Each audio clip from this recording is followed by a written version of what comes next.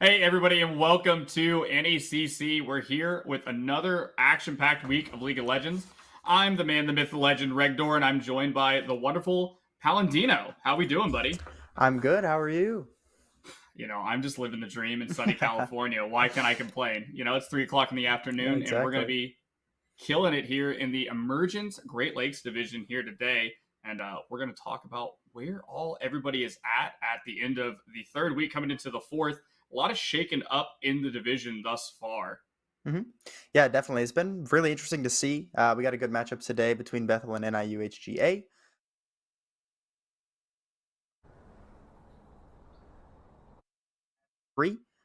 Bethel right there with them in the fourth spot, and then we see their competitors today all the way down to the bottom, NIU HGA, but that doesn't mean it's going to be a wash. Should be a good series here in just a few short minutes. Yeah, definitely. And this right now, especially on a new patch on 12.19, continues to see like one of the most turbulent metas, at least for me, in League of Legends. There's been like at Worlds 100 unique champions picked, so many power picks to be on the blue side, or so many ways to counter pick on the red side, that it is feeling like it could be anybody's game on any given day. Yeah, absolutely. I mean, like you mentioned, so much variety. We saw the most champs picked ever at Worlds, and it only took one group of groups to make it happen. So definitely a lot of things that are incredibly viable still. And like you mentioned, first picks on blue side, there's things like Maokai, Aatrox, and then counter picks on red side are always going to be strong. and how that translates at the highest level, like we've seen at Worlds, even down, a little bit lower, like we've seen here in the collegiate level. It's very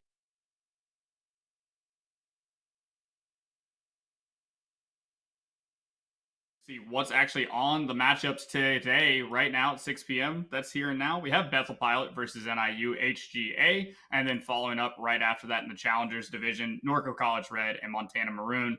We'd love that, the shades of red, Red River rivalry. If there's any Oklahoma fans in the world here, but nonetheless, that is where we're at as of now.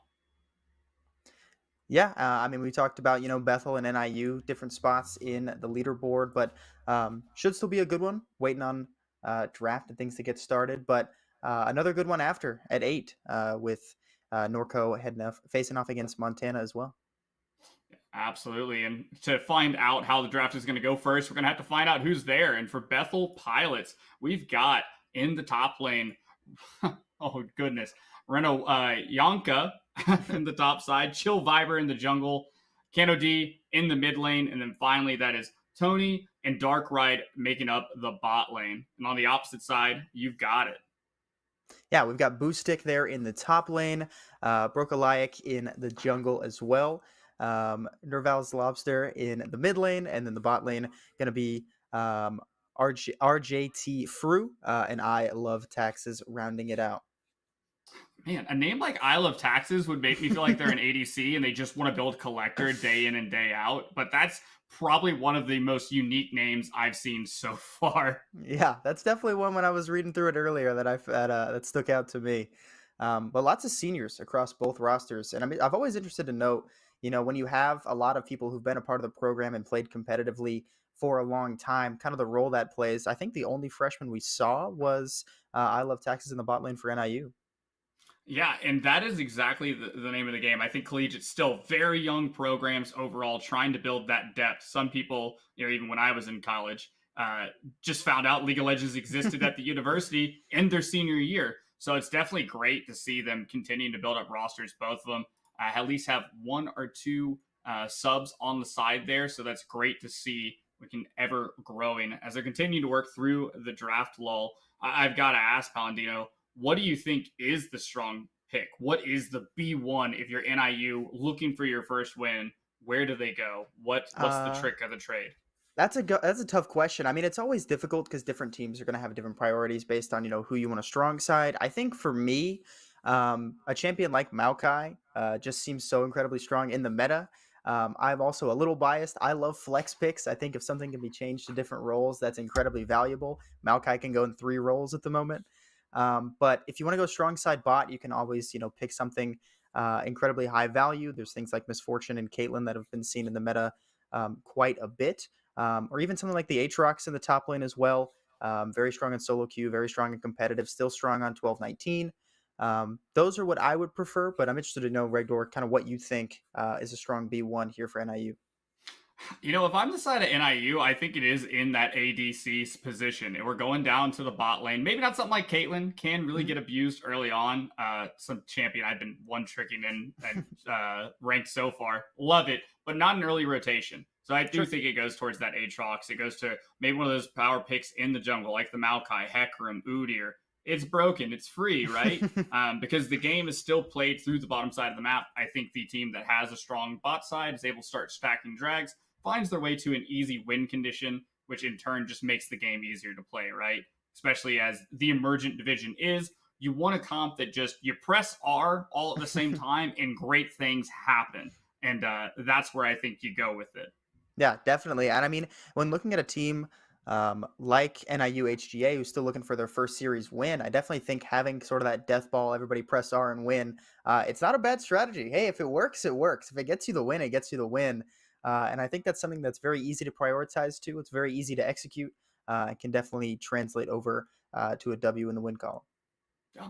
And I think as we're like kind of rounding this out, as we are going to get to the end client draft here shortly, one of the things that is where I'm looking at is in this bot lane. You have Tony, who's actually at Diamond 1 right now. That's the highest ELO player I think we see in the game at the moment. And he's on the red side. So he's going to get the counter pick in one way or another. He's going to know his matchup, picking that ADC into the side of NIU HGA. And if you can pick something neutralizing, or if you find that counter, I mean, that could be a bad day real quick, because we talk about things like the Caitlyn. Caitlyn is a champion that if they lose their flash, if the jungler comes down and messes up their day, they lose a lot of that pushing power as we're getting into the draft here. So it'll be interesting to see what is the kind of concept NIU HGA has going into this draft, having the B1, and knowing that their toughest matchup is on the bottom side of the map. Yeah, absolutely. We're going to see the first couple bans coming out. Jhin, Caitlyn, the first one's banned away on blue side, and then Bethel going to ban away the Hecarim as well as the Rammus onto Rammus. Not one we see super often, but I think especially at a collegiate level, if there's something that someone plays a lot in solo queue where they can definitely succeed on, not a bad idea to get that off the table. Yeah, absolutely. Sometimes the name of the game is to get some of those personal signature picks out of the way, because they may just love to early rotate it. We already see on the blue side Bethel Pilots taking advantage here and saying, we're going to get these two troublesome AD marksmen out of the game. We're not going to leave these for Tony to get on. And instead, for the purpose of the draft, this is just going to be done in client order. Their B1 was actually their AD, so they end up picking the Ashe. They're saying that's the strongest thing we got. Very strong marksman, just buffed up on, I think, patch 12.18. A little bit added to that Archer's tempo on their Q. So something pretty great in the mind of setting up for a pick composition. Yeah, and I mean, you talked about we're just going in order here in client, the draft already done in draft law, but an interesting top matchup that we don't see very often. So NIU went ahead and blinded the Dr. Mundo, and it was countered with the R5 Nasus. Nasus, not something we see almost ever.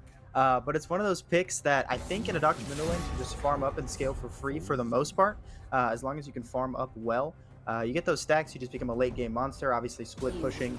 And if your team's able to win those 4v5s or 4v4s and let you do whatever you want on the map, it's a pretty strong way to win the game. No, absolutely. The thing that scares me, right, is that you have a Trundle and a Nasus on the enemy team. And one of the beauties of that is the fact that you see a Dr. Mundo, you see an Udyr there picked by Bethel Pilots, and Trundle loves both of these champions to be able to walk up and say, hey, your resistances, they're now my resistances with that subjugate, and able to just do so much damage, either if he goes the PTA or the lethal tempo route, and you have these late game insurance policies in the Nasus and the Misfortune. I mean, that seems pretty strong red side draft. Yeah, I like it a lot. I like that you mentioned, obviously, the subjugate onto Dr. Mundo or an Udyr is going to be incredibly strong. Both those champions notoriously hard to kill, but if they lose a lot of their resistances, it makes it a lot easier.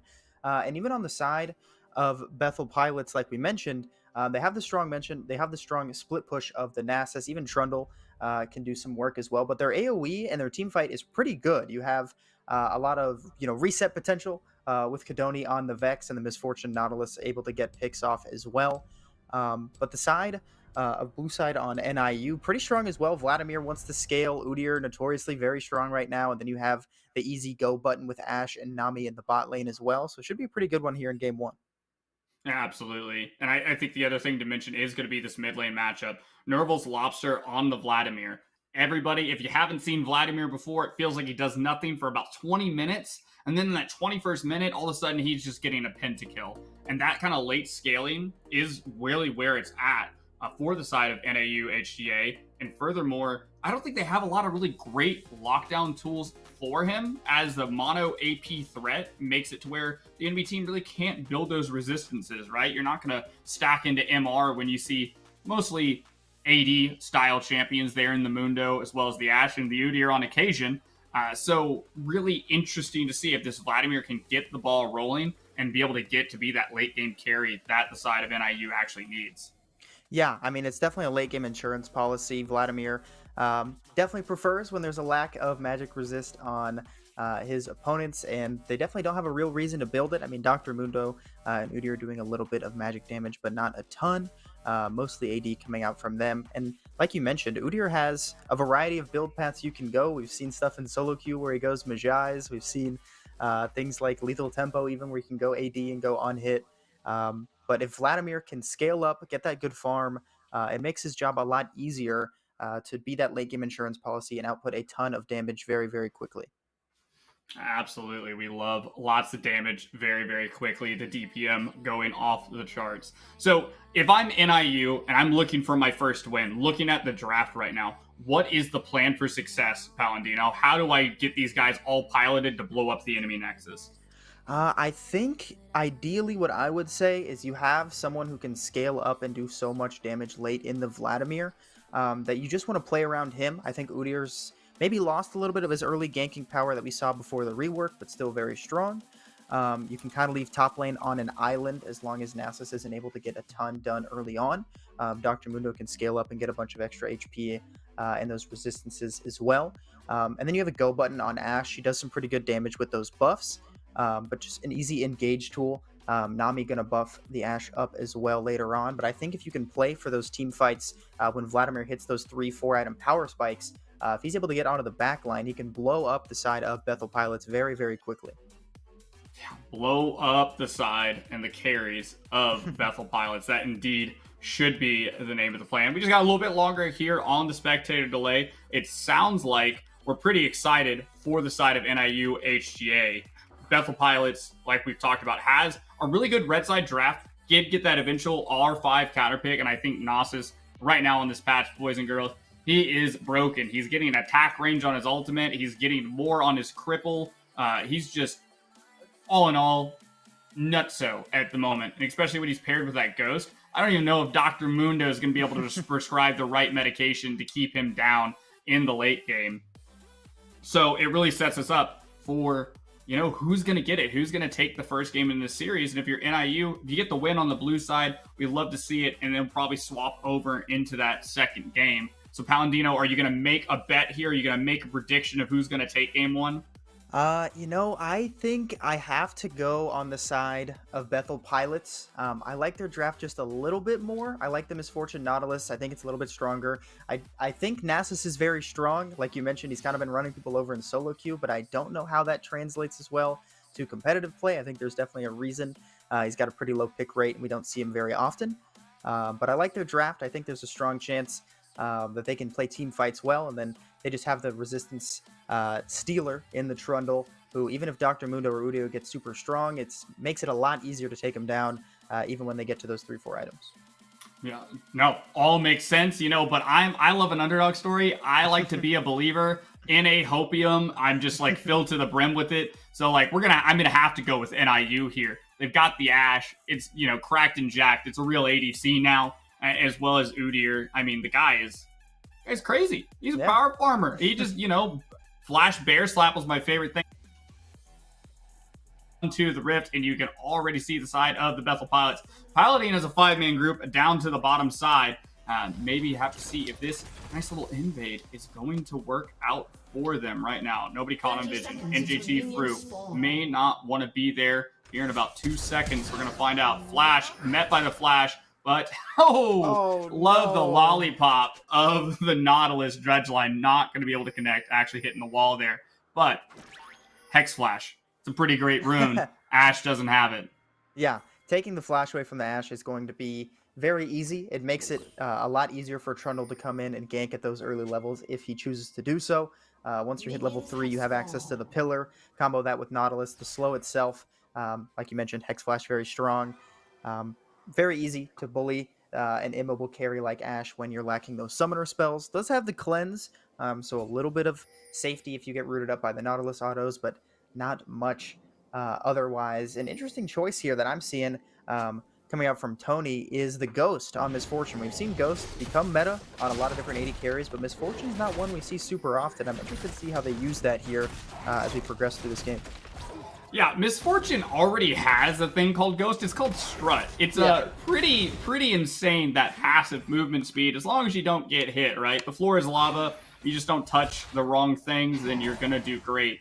But we do have both junglers starting on opposite sides of the map here. You get to be able to watch in tandem to see who's actually faster in the clear, but definitely good for the side of NIU HGA with the Udyr moving himself down to the bot lane, pathing there to try to protect what is an Enchanter Ashe lane into hard engage. Nami, pretty great champion into the Nautilus because he can use that Trouble Bubble to try to keep him up, but we may have a Hex Flash here. Doesn't look like it's going to lead to too much, as we're just going to watch the two big boys. They're just going to beat each other up in the top lane, trade a Grasp stack for some Conqueror stacks back and forth. Yeah, just some trading. Both of them try to pick up as much farm as they can.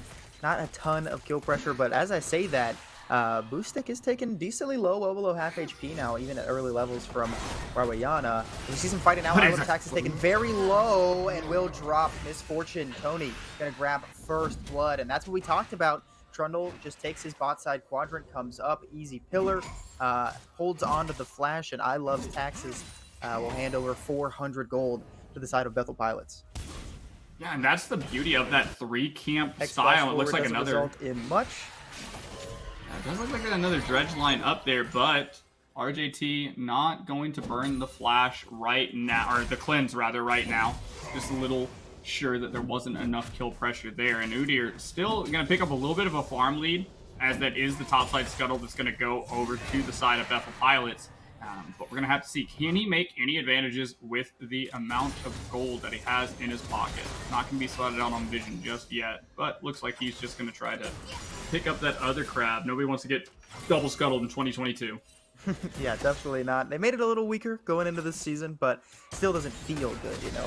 Doesn't feel good to have both those crabs taken away. So Trundle now going to take his top side, but Broccolite's going to look for Kadonai here in the mid lanes. Does have access to the flash. Flashes on over to safety, finds the Trundle as well, and gets out just fine. But that is no flash on the Vex, so could see a regank coming out soon. Some aggressive trading here in the bot lane as I Love Tax is taken decently low, but nothing results of it.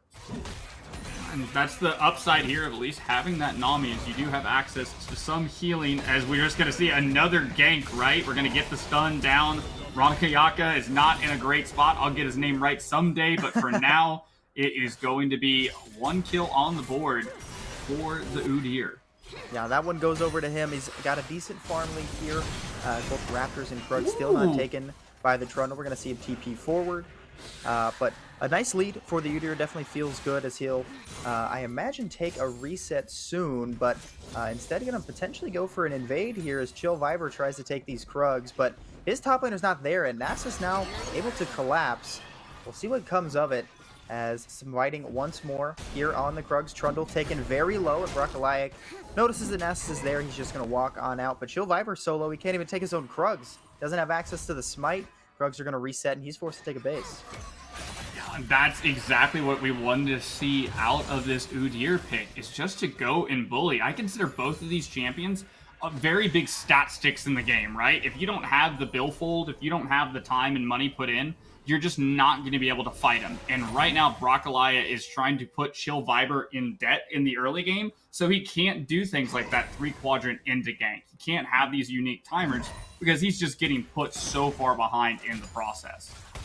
Yeah, we'll see an interesting variant coming out from Broccolite's Udyr. We usually see full tank for the most part, but this game going to go for the Divine Sunder. We see the Sheen and the Kindle Gem picked up. A Sheen picked up for Chill Viper as well, so similar builds. But I like exactly what you mentioned. Broccolite definitely has the stats to just go in and stat check Chill Viper on the Trundle, even though Trundle notoriously good at those early 1v1s, just cannot keep up and gets forced off down a little bit far, but the dredge line gonna land on to RJT Fru. The bubble will land and keep him safe for now, but the ignite down taken very low, still access to the blur, flashes over, but it will not matter. Tony picks up his second kill of the game, this one on RJT Fru. Yeah, and Tony looking dangerous like we talked about. This was the place to watch, and you can see Darkride is just finding those dredge lines perfectly. And on top of that slow from the pillar, it is so painful. Even if you flash over, you might as well have not flashed in the first place because it feels like you're still moving just as slow across the rift. And 2-0 is a great place to be. Yeah, good place to be, and we didn't see it on cam as we see a 1v1 now here in the mid lane. Lobster does have access to both Pool, Ghost, and Flash, but the ignite gets the job done as Kadoni picks up a solo kill. But as we saw that fighting in the bot lane, Rawayana went 1 for 2 and killed both Udyr and Dr. Mundo in the top lane as they attempted to gank him. So now this Nasus just got a heck of a lot scarier. Yeah, he just got infused with a lot of gold, and that's the last thing you want in the world. Is now, sadly, Boostic's gonna have to just throw cleavers and pray. Because the last thing you want to do when you get 2v1 is part of you wants to go back up there and try to save the lane, right? We can fix this. We can fix this. Sadly, you can't fix it. You're just gonna have to give up and concede a bit, which feels bad. into Anasis, into this stacking champion who's just getting to yoink minions left and right and start charging that Q up. But it's sadly you got to kind of have to cut your losses. Try to use Broccoli on other parts of the map where you can find a bit more of an advantage. And right now it looks like with just the first drag taken off the map here, we're going to have a pretty early soul. But we know it's not going to be Ocean. We know what is it going to be? What's going to be the next soul? Let's see, as Nautilus making a play here in the mid lane. Lobster still with access to the pool. He's just going to get on out of there just fine. Nice roam timer. Doesn't get anything out of it. No sums to get from Lobster, but Dark right here in the top lane. They'll play for this first Rift Herald. Broccoliac going to keep on clearing down. We know Misfortune is alone. We'll see if they opt to go for anything aggressive here. We just see some trading in the mid lane from Kadoni on to Nerval's Lobster. There's a lot of emphasis being placed here in this top lane as it now looks like a 3-man gank owing up that side, but the dredge line goes wide. They still have tempo to continue to try to take this Rift Herald and imagine infusing even 2 more plates of gold into the pocket of Rockiana up here in the top lane.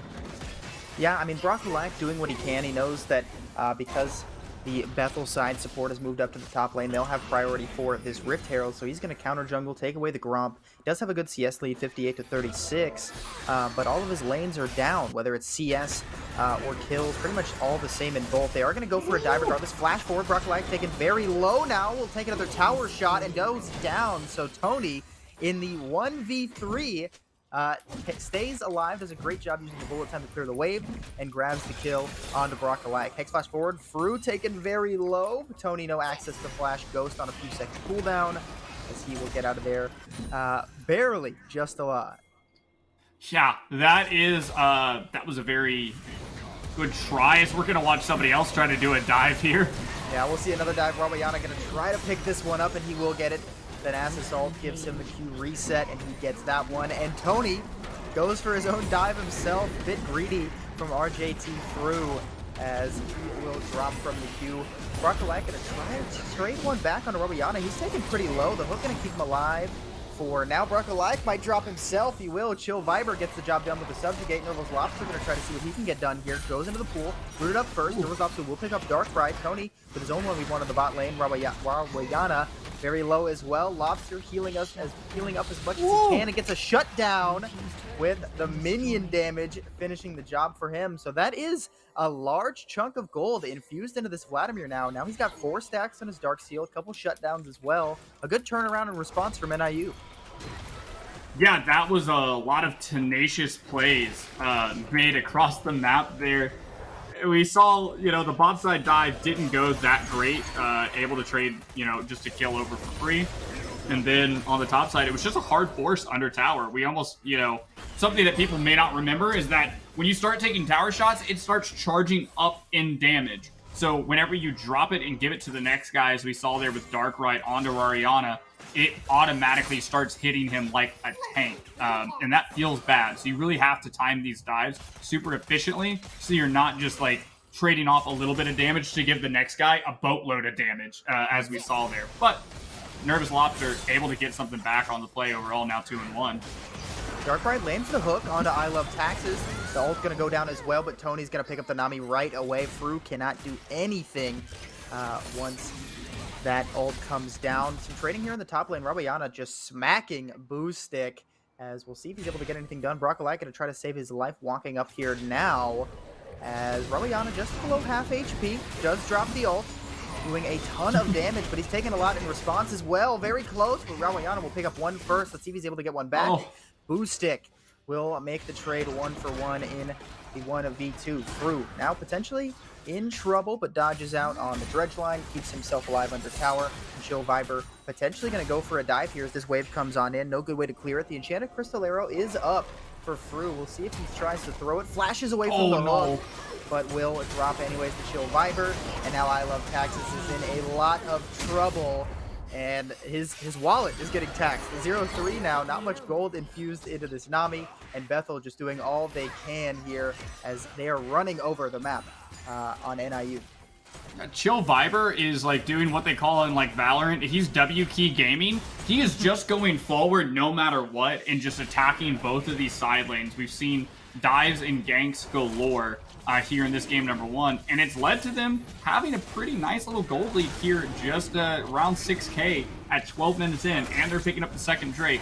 We know it's not going to be Hextech Innovation. We know it's not going to be Ocean, so that only leaves like what, Infernal or Mountain that are cool to me. I don't care about the Cloud Drake. Yeah, we're gonna get the Mountain Soul. Woo! Yeah, Mountain Soul, very, very strong, especially for, I mean, really for both teams. It's really strong in general. It's pretty, has been strong for a long time, even after we saw those Drake changes come out with the introduction of Chemtech, well, what used to be in the game, Chemtech and Hextech, back at the beginning of this season. But yeah, Bethel with a very early lead here as Lobster going for some trading. He does have that Night Harvester that he got after those 2 big kills a few minutes ago. So he is pretty strong, still scaling up. Farm is pretty good as well. Not able to grab a plate as he tanks a tower shot. Brock Goliath is just going to go for these Raptors, but he's going to run right into Chill Viper. It is Divine Sunderer versus Divine Sunderer. Both these junglers pretty much dead even. We'll see who wins out in the 1v1. It appears to be the Trundle so far. The Ghost going to be popped, but the Shadow Surge gets the job done as Kadonai picks up another kill for himself. Yeah, that was unfortunate where you thought you had it, but the reset's going to come through, but the pool going to just make it all okay. When in doubt, just go to the pool, ladies and gentlemen. That makes me feel better. Now this bot tier 1 forced to give up. Flash hook will land onto Through, and he's got no shot here as it's a double kill for Tony. The bullet time gets it done. Tony is a bit unhinged now, 8-0. Looks like they're going to be building that collector's second item. I guess when you're this far ahead, you can just kind of build whatever you want. But they did also opt for that PTA side, so it's important to note, has very high burst damage in that initial 3-part combo where you just auto-Q auto, get the PTA proc, probably going to get a crit depending at this point, right, sitting around that 30% mark. Overall, is a terror, and now has moved on to the mid lane, so you have to think that the side of Bethel Pilots will just continue to have the priority to make these moves on side lane and make these moves around the map. Yeah, the ult's going to go down from both Through and Lobster, but not able to get anything done. Pops the Flash and the Ghost as well, but not able to get anything out of it. No summoner spells traded either. Tony is becoming a menace in this one. Boostic is all alone in his top lane island as Through and I Love Taxes will try and match Rawayana here in the bot lane, but everyone across Bethel just that much stronger than their lane counterpoint as we see 2 items on Tony as RJT Through still working on his first. Yeah, I don't know why. Every time I hear Tony, I just imagine it being yelled like, Tony, what are you doing? As Tony is just really in control of this game. 8-0, has the mobility with that strut to be able to move in on these targets. If he's going to try to 1v1 Lobster, a level up on him, but there's a bit of a difference in items at the moment. So it looks like they're going to go towards this second Herald of the game that's going to be looking to try to break down one of these tier 2s and help set up probably for the next Drake here in the next 2 minutes. Yeah, I mean, Bethel Pilots is just doing a great job. Obviously, they're winning across all the lanes as the hook won't result in much. They're winning across all 3 lanes, so they've done that to translate it into those neutral objectives. They pick up the first 2 Drakes, now picking up both Heralds. Just doing a great job taking the lead they know they have and putting as much pressure onto the map as they can. They'll knock down this tier 1 without the need of Shelly, as we could see some fighting here in the top lane. Broccolite going to go first onto Kadonai. The fear will keep him alive for now. Nervous Lobster, remember, no flash, no ghost, so can't catch up to Kadonai, and he's just going to walk on out to the safety of his top tier 1. Yeah, that is safety indeed. It's a great feeling to have your tier 1s. At this point in the game, still no towers broken for the side of NIU HGA, as there is going to be a TP as Shelly is dropped down here in the bottom lane, setting up this pressure with just a minute until the Drake. Gonna get the first one, no problem. See if Shelly gets to hit another. Yeah, Shelly will definitely be able to strike this one. A lot of HP left, and Broccolite is nowhere near to smite it away. They won't pick up the inhib tower, but a big chunk onto that one helps them out a ton with this Drake up in just less than a minute. They've got all the pressure they need. Vision control also definitely in the favor of them. The Enchanted Crystal Arrow going to miss, but Kadonai with no access to the flash. Now Broccolite going to try to go for the 1v1. Blue Smite going down and no way out. Kadonai just going to get smacked around by the Udyr as Broccolite will pick up a shutdown for himself. Hey, and you know what? At this point, that is definitely trading up for the side of NIU. It's going to be a nice little piece. Like we said, at this point, most of the first items have come through for the side of NIU, so they are feeling a bit stronger in terms of their combat capabilities, but still down a solid amount, around 10k gold at this point in the matchup. The question becomes, if I was them, leave the dragon. It's still point. I get it. It feels bad, but push your advantages. Try to work towards these side lanes while the enemy team of Bethel pilots group around this objective. Yeah, I totally agree. I would have loved to see, instead of trying to go for this Drake, they go for the top tier 1, but instead Rawayana just going to jump onto Boostic. He's forced to flash away. The tidal wave will keep everyone safe for just a little bit, but through very low, flashes out and gets out just fine. Brockalac now going to get withered, and Rawayana just going to keep on chasing him down. Has access to the blast cone. Here comes the depth charge, as Brockalac still alive. For now, drops the blue smite on the Chill Viper. He's sustaining so much damage, but you can't sustain through the bullet time. Dark Ride finds the hook onto Boostic. Flashes forward goes Tony, still alive for now. I love Taxes, and his health bar drops rapidly, as Rawayana just going to dive between these two turrets. Vladimir ult going down as well. Rawayana taken decently low. There goes the pool, but won't be enough damage quite yet. There goes the Wither. Nerval's Lobster will drop to the Collector as Tony goes legendary with his 10th kill of the game. And now the objective is free, as they would say. And it was a solid look, and you could tell that the side of Bethel Pilots is always looking for blood there. Really good engage that, sadly, you just don't have enough tools to get away from. Rawayana with that Wither, just, it might as well be a root, ladies and gentlemen. Yeah. People say it's a 99% slow. I'm 100% sure I'm not allowed to do anything, and it also reduces your attack speed. So, very hard to fight back to that in a 1v1, and we saw as soon as Lobster tries to get involved. Lobster very strong right now, but isn't able to actually get down enough damage, and it makes it easy when he's just focusing on that single target for somebody like Tony just to walk up and say, hey, I've got 2.5 items. Here's an auto Q auto. Go to sleep. Yeah, pretty much. Now with the last Whisper picked up as well, going to be doing even more damage to the tankier members of NIU. When you talked about technically Wither's a 99% slow, that's got to be one of the most frustrating abilities in the game, because you are still technically moving, but it doesn't feel like you are, and we saw it there in that last team fight. Brockalac and Fru here at the red buff, potentially looking to make a play, but I fear if they run into Tony that he's just going to be able to walk all over them, especially for the side of Fru. Dark Ride going to try to make a play here in mid lane potentially, but Tony's going to get jumped on. Brockalac applying a ton of damage and a shutdown, 1k, as Fru gets the job done. There goes the Enchanted Crystal Arrow, will zone away Cat-O-Nai for now, and he's on the wrong side. We're going to see Chill Viper drop the pillar. Cat-O-Nai goes into the stopwatch, but it won't keep him alive for long, as Lobster will pick up that kill. I mean, if you're Fru, you definitely needed that amount of gold, and they're going to turn now onto the Baron. Yeah, they needed that gold, and that was such a good play because Brockalac, whether by instinct or whatever it may be, held off to make sure that 1k goes over to the side of their ADC, and now it's going to just be a two-man wrecking crew trying to win out here. And they seem to be winning out hard as Brockalac, I'm not sure what happened. We're getting notifications that they've all left the game. I don't know if it's an internet issue. We're not seeing a pause or anything. Everyone starts to reconnect, but that fight goes in their favor partially because they can't run away. So Rawayana just picks up 2 free kills, 3 people dead, and now Bethel U is going to be able to take this Baron for themselves.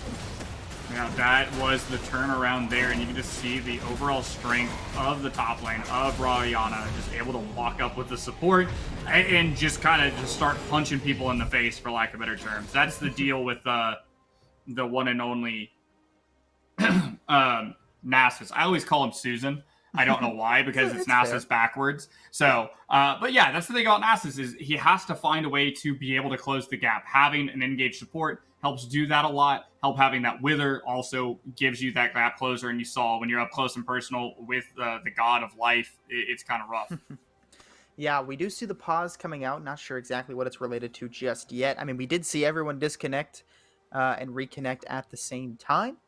You know, obviously NIU had a big pick. They pick up 1k on the Misfortune, get another kill as well, but bit unlucky with the disconnects there at the Baron pit. And of course, Rawayana, he's so strong at this point, been stacking up all game, just smacking people around with the big Nasus axe. And we did see the Baron picked up just before the pause. We'll let you know when we're able to get back in the game, hopefully soon. Yeah, and so far it seems like we're going to find ourselves right back onto the Rift here, as it is the Baron buff on the side of Bethel Pilots and see if they're able to pilot it down. Most of the tier twos are gone except for there on that top side. So see how they attempt to kind of siege and hopefully play on those two lanes as we get the nice little post pause. Yeah. Well, I mean, it's very easy for Bethel U to kind of make their decisions here with this Baron buff. You know, you want Nasus in a side lane. He's going to be pushing top by himself. And they're going to opt for the 1-3-1 at the moment. But they really could 4-1 if they wanted to just force down mid or down bot. Rawayana just going to knock on this top tier 2. Boosted going to be jumped on by Tony. And he's taking so much damage. And it does not matter if you're CC immune as Tony picks up the kill on the Dr. Mundo. This top tier 2 does not stand much chance with Rawayaya looking at it. And they're going to look now on the Lobster. Has access to the pool. Farouk going to try to do as much damage as he can, but those autos aren't doing a ton quite yet. Flashes forward goes Lobster. The Enchanted Crusoe will hit him. The ult coming out down as well. Rawayana will go down, and no one else in response. So a shutdown over to Lobster. Dredgeline not going to land as Kadonai. He's just pushing his way down here in the mid lane. We're going to see Chill Viper pushing down Chill Viper in the mid lane. Kadonai down bot. It'll be 2 inhibs falling as the third might go down as well. We see Tony and Darkride going to knock on this inhib turret. A little bit of hit trading here on the Nurgle's Lobster, but they're not able to stop this one as it will fall. Yeah, and that is the advantage of having this tempo, being able to make multiple plays on the map while the enemy can only make one. Forcing the side of NIU HGA into making a decision, and their decision was, hey, we're going to try to all in on the top side of the map. And they did so, but as a result, they lost 2 inhibitors and finally that tier 3 on the top side in the process, which basically means that the next Drake coming up here in a minute is all but nigh going to the side of Bethel Pilots, as you really can't leave your base with double super minions pushing in. Yeah, it's incredibly difficult for them to get anything done with these supers pushing into their base. Drake spawning in 50 seconds. We'll see if NIU tries to send a couple people to maybe make some sort of super play and get something done, but it's so incredibly hard. We do see the death cap finished for Lobster. Level 13, he's got max points in QE and 2 points in the ultimate. He is going to do a decent amount of damage, but it's just a matter of if he's able to get it off or not. Boostic going to slow up Darkride with the Cleaver, but the CC chain will come down. It's Boostic very low, but sustaining through it so far. Still alive for now. Tidal Wave's going to keep everyone off him for a bit. Rawayana going to dodge out on the bubble. Pool going down. Not yet. There he goes from Nurgle's Lobster. Boostic does get the ultimate back up, and he will fall. Bullet time not going to get anything done, as Kadonai's ult will go right between them all, but it just does not matter as Tony picks up 3 for himself. Brokalayak still alive. We'll see how much longer that remains true, and with this wave coming in, Kadonai will go down. Rawayana and Tony taken pretty low by the Fountain Laser, but no more Nexus turrets means it's awfully hard to defend your Nexus. Brokalayak trades one back, but it does not matter. Double kill to him, but Bethel takes game 1 in dominant fashion, winning in under 25 minutes. Yeah, that was indeed a dominant game, and I think it has to kind of go back to Chill Vipers, who, like I said, W-keyed the game. He just pressed go, 3 camp bot side into gank. We get a kill, move up to the top side, fight there. And between that and just, you know, your laners doing extremely well, jungle becomes really easy to play when you have 3 winning lanes. And that was the name of the game here. They used their advantages. They pushed them correctly, only getting caught out with some minor failures here and there, and close out with a really clean game 1. Yeah, I mean, like you said, 3 winning lanes. It always feels pretty good when Chill Viper's making a play bot and Rawayana is up there top lane winning out on the 2v1. And of course, you have Misfortunes. He's incredibly strong. Tony gets super fed and translates the lead. They grab every Drake. They grab both Heralds. They get the Baron. A very clean game from Bethel. NIU hoping to bounce back as we head into game 2. Yeah, absolutely. And if you're an NIU fan, hey, there's still hope. This is a best of 3. And I think with a little bit of differences in draft, you know, having the neutralizing picks available, but maybe not choosing some maybe safer blinds. I think Vladimir tried to do the best they could in that game. Lobster with a really solid performance, but needed to get accelerated in order to keep up with anything that the side of Bethel Pilots was putting out. So maybe some earlier stability in the laning phase in some of these picks, something high comfort will help them maybe get past that initial blitzkrieg assault that was Chill Vipers and get them into a better skate in the mid game. Yeah, absolutely. I think the Vladimir didn't look too bad. That Rome top got him some early gold, but not able to get the ball rolling enough to stop the bowling ball that was the side of Bethel Pilots. Game two coming up soon. Yeah, absolutely. And listen, it could be a strike. It could be a gutter ball for the side of Bethel Pilots. Or only way to find out is to get back onto the Rift, which we'll do here after a short break. Stay tuned.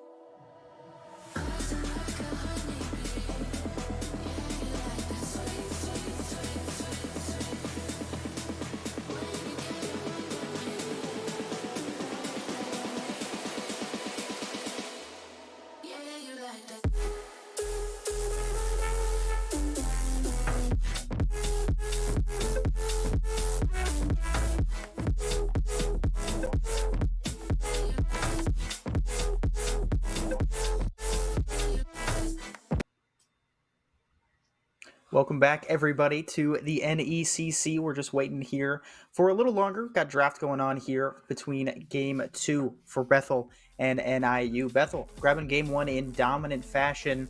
Regdor, what are you looking for NIU to do to pick up a Game 2 win? Neutralization, right? We do not need to go wild. We don't need to play a super hard skill matchup.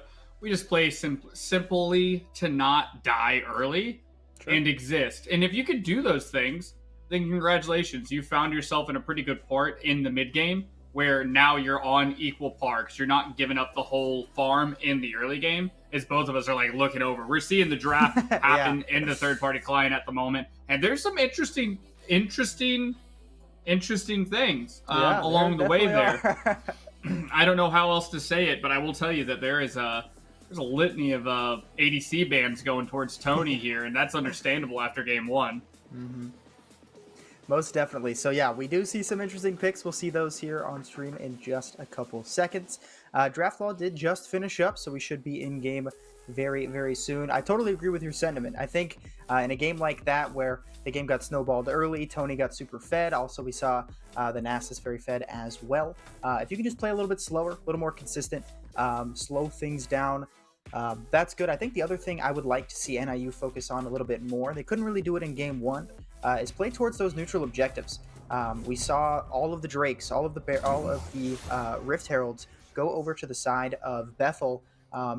Allowing them to stack that easily just gives them such an insurance policy that I think putting some more priority on those would be very crucial in allowing NIU to grab a game to win. Yeah, I agree. I think that's the thing, though, is that if you're kind of bleeding across the map, it's very hard. If you can't get priority in those lanes, if you're not allowed to step up without going kablooey in the process, it is hard to access the river and process access those neutral objectives.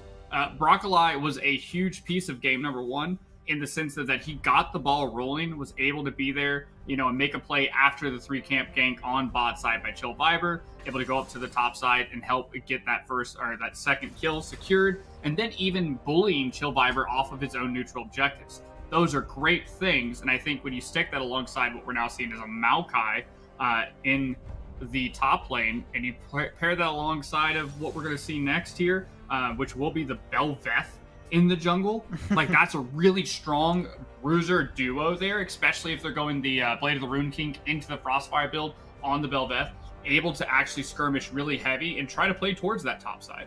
Yeah, absolutely. And I mean, Maokai is just so strong right now. We mentioned a little bit before game one, he can be flex. They opt to go with him in the top lane. Just provides such an easy engage tool, great zone control with the saplings, just very consistent, very strong there in the top lane. But the Belveth, an uncommon one, but even more uncommon, Lobster is going to lock in the Kog'Maw there in the mid lane. Important to note, obviously we're just drafting an order now. Bethel did blind both their solo lanes. Vex, Trundle, and Gangplank were all picked first rotation. So they did get counter pick for both top and mid, and they decided to go with the Maokai as well as the Kog'Maw in response to the Vex. Yeah, that'll be interesting. So I think if my memory serves me, the last time I saw a Kog'Maw mid was like, it was 2 or 3 years ago by Humanoid. Sounds in right, the mid lane, and it is one of those that because he has so much AP baked into his kit, especially that W doing max % health HP damage that scales with AP, on top of the living artillery, able to do a lot with him there, offers a lot of neutral free kind of poke with that E, that little like Uzi Slowy boy there with the Arcane Comet as well. So it is a really effective artillery mage in the mid lane when it's played that way. So it'll be interesting to see how that pairs up with the Vex. It's almost like a relic of the past versus New Age League of Legends. I don't know exactly how the lane's going to go because I don't think there's that many use cases of it, but I'm excited. Yeah, when it comes to counter matchups, this is one I definitely don't know a ton about, but we do see the bot lanes picked in for both sides. NIU going to go with what we saw last split across pretty much every region in competitive, the Sivir Yumi. Both champs lost a little bit of power. Both still fairly strong in their own regard. Tony, like you mentioned, did get a lot of those AD carries banned out. We see 4 AD bans for NIU to try and target Tony. So he's going to go with the Seraphine, and then Darkride going to run it back on the Nautilus. Yeah, I think this is a really interesting thing. Is I'll always tell anybody and everybody that Sivir Yumi is the equivalent of being a very greedy lane. It was their B1 and their B2 pick. So they chose a double scaling lane. Both of them, like you said, have lost power, especially in the early game and their laning phase. And they do that blind into no idea what they're playing against. And on the opposite side, you have another pair that are kind of misunderstood. And that is that Seraphine Nautilus is a kill lane. Seraphine actually has a ton of early pressure, especially with the Summon Airy and Scorch and all these cool pieces that the only time that she's really vulnerable is in that first 3 or 4 levels before they get a back end, before they get Lost Chapter, which really solves your mana problems. every time before then, that's where you have to try to attack them. And sadly, Sivir Yumi doesn't exactly fit the bill. Yumi Nautilus was a pretty common matchup at Worlds last year in the sense that you can have triple combat spells on the bottom side of the map. Sivir can run Cleanse or Exhaust if she wants to, and then you can have Heal and Ignite or whatever the combination of those 3 combat spells on there. And Nautilus just tries to all in the AD at level 1, cause everybody to burn their combat summoner spells. But congratulations, you have a Yumi. You have an extra summoner spell essentially in your lane. But as we talked about, Yumi not as strong anymore. So once again, Tony's in a position to try to take control of this lane early on with Darkrai and really just be off to the races again. Yeah, I agree. I mean, there's definitely a chance. Bel'Veth Yumi sounds in theory pretty strong. We saw Broccoli give himself a lead early on in game 1. If he can do the same in this one, keep power farming, get some good ganks off, if he's able to get a lead and then have the Yumi on his head, that makes it so much easier. Of course, Sivir is a pretty good pick into something like the Nautilus. It was blinded, like you mentioned, but can block out things like the Dredge line as well as the ultimate just with the spell shield. But I completely agree with your sentiment. I think people don't put enough credit into Seraphine lanes being kill lanes. Seraphine does a ton of damage, especially when you spike that Lost Chapter early. Can do a lot. And I think an important thing to note here in this one is Bethel has a lot of opportunities for those team fights. Seraphine going to be doing a ton of consistent damage. Have again the reset potential for Kadonai on the Vex, and then Gameplank on Rawayana. If he's able to get strong, those barrels will absolutely one-shot pretty much everybody on the side of NIU. But both these comps pretty strong. Who are you favoring as we go into game 2? I have to go with the CEO of League of Legends. That is Seraphine. That's just the case here. As we're about to get onto the Rift, it is just the wombo combos. There's a lot of things. There's an interesting interaction because you brought it up with the Spell Shield and Nautilus. It's because of the Dredge line and how it works. It does not stop Sivir in place, but it still drags Nautilus a certain amount of distance when she does it. So there is a situation where he can Dredge line, she spell shields that, and she still gets autoed and locked down. It makes it one of the harder combos for Sivir to try to circumvent in the process. So it will be really interesting because we did see Darkrai was very surgical outside of that first hook that hit a random wall. Outside of that one, very surgical with his Dredge lines thus far in the series. So we're going to have to see who's a little bit quicker on the hands. Yeah, most definitely. I mean, this is a game where Bethel pretty much has 2 opportunities for the bot lane, 2 choices they can make, and they can really do both if they want. You can play for that kill lane bot. You can get Tony very ahead on the Seraphine if that's what you want to do, or because you're laning against Sivir Yumi, who doesn't have a ton of kill pressure, especially not early, he can roam. He can go affect the top lane. He can go affect mid lane as we see this one starting out. They're going to stack 4 people up here in the top lane for Bethel. But we'll see NIU gonna bring pretty much everybody down into the bot lane, but no one here to find in the topside jungle so far, as we'll see Tony grab a reset and a ward going down on Broccoliac's blue buff. Yeah, and I like the options that this opens up for Chill Vibers, and that is that I think that almost contrary to popular circumstances here is you do not focus the bottom side of the map if you are Bethel pilots. You got some strength in that bot lane 2v2. It's something that can be a self-licking ice cream cone. It sustains itself. Leave it be. Play towards the top side because not only does Broccoli want to play with his Maokai early and try to get some leads going because they love Rift Herald. Bel'Veth wants to get that Rift Herald, wants to get True Form, and then wants to use, those Lavender Shades to start pushing a side of the map really hard. And if you could split the map with this buff, like going buff to buff, but instead are going to be on the bottom side, so everything I just said is not true. But either way, it creates a scenario where if you're Chill Viper, you try to split the map and keep Bel'Veth down towards the bottom side because you have relative safety in your bot lane, and in turn, really just not let them play towards the lane they want to play to. Yeah, absolutely. I totally agree. We know that Bel'Veth is definitely going to want to play towards that Rift Herald or pretty much any neutral objective, just giving her the True Form. But we'll see what they're both able to do in this one, as we're going to see a fast clear coming out from Broccoli. He's just going to go buff to buff. Maybe try to make a play top side. You do know that you have some good ganks set up from the Maokai, especially after level 3. But a hook going to land onto I Love Taxes, and he can't re-engage on Tefru just yet. Very low, but it'll be the first blood for Dark Ride in the middle of the channel on Tefru's head, and another very early kill. This one does go over to the Nautilus instead of the Seraphine. Not exactly what you're hoping for, but a kill is a kill nonetheless. As some more damage going down on Tefru, but not enough to take him on the gray screen. Yeah, that is, like we said, the power there is Boostic now has to walk away from Rayana. That is a lot happening on both sides of the map. As another route will come up. Is Darkside going to go for the level 2 dive? I don't think so. That would be rather painful. But not able to yet. Broccolaic finds Chill Viper, dashes on forward, nothing yet. There goes the root onto Bolt, and a Q going to do some damage as well. Flashing forward goes Chill Viper, looking for Boostic, but the first person to move is Lobster, so they will go 1-for-1 so far, as the Maokai will drop. Broccolaic gets in trouble here. Burial drop popped early for Lobster. There goes the E, but the Flea, not enough. Broccolaic can't go into true form yet for that bonus HP. We'll see if the Ignite does enough damage, but the Q dodged out. Nice fancy footwork from Broccolaic. Now we go to the 1v1. Nervo Lobster trying to get some work done here on Nikadonai. Has Fear once again. Flashes forward. We'll see if he's able to get it done, but the kill in response. So Kadonai does wind up getting Broccolaic eventually, but Nervo's Lobster will get the kill onto him as well. Yeah, I'm not exactly sure how Kadonai got the kill. I guess Broccolaic may have taken, wow. There's my Tennessee education coming in here. Taking some damage from the mini wave on the top side is the only thing that would make sense in my head. Rather unfortunate, as we are going to get the spell shield. You do see that interaction.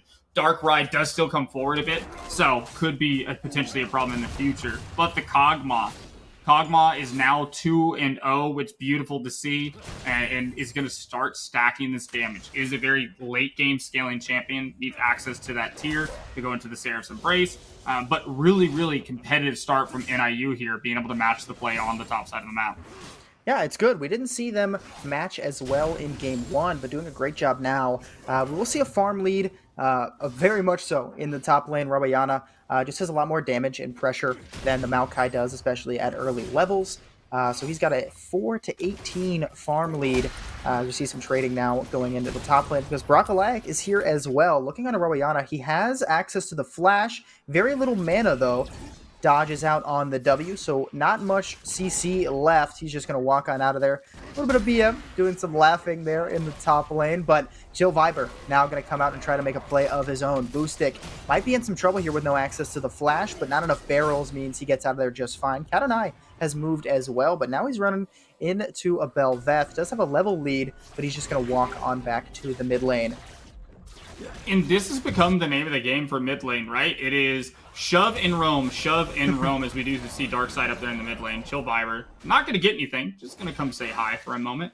But that's what Kat and I were constantly seeing him do is push the lane, leave Lobster there as he is going to be rooted up.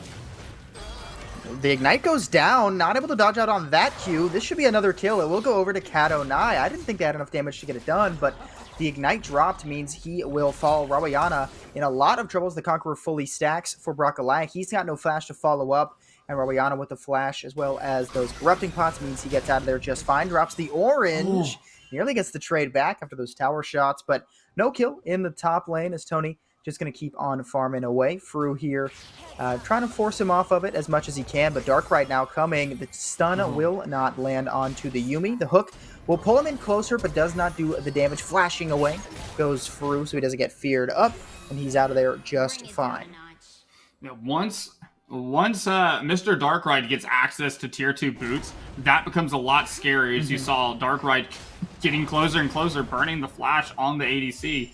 Soon enough, that just won't be the case anymore, as you're playing essentially a ticking time bomb down here for the bot and mid lane of the side of NIU, and that is that they just want to scale into the game. If they get through this unscathed, they keep this gold lead sitting around the same differential of around 1.3k at the 20-minute mark, they're looking pretty darn great, and they're doing such a better job this time around of not bleeding out, not giving away the farm in the early game, being very competitive thus far.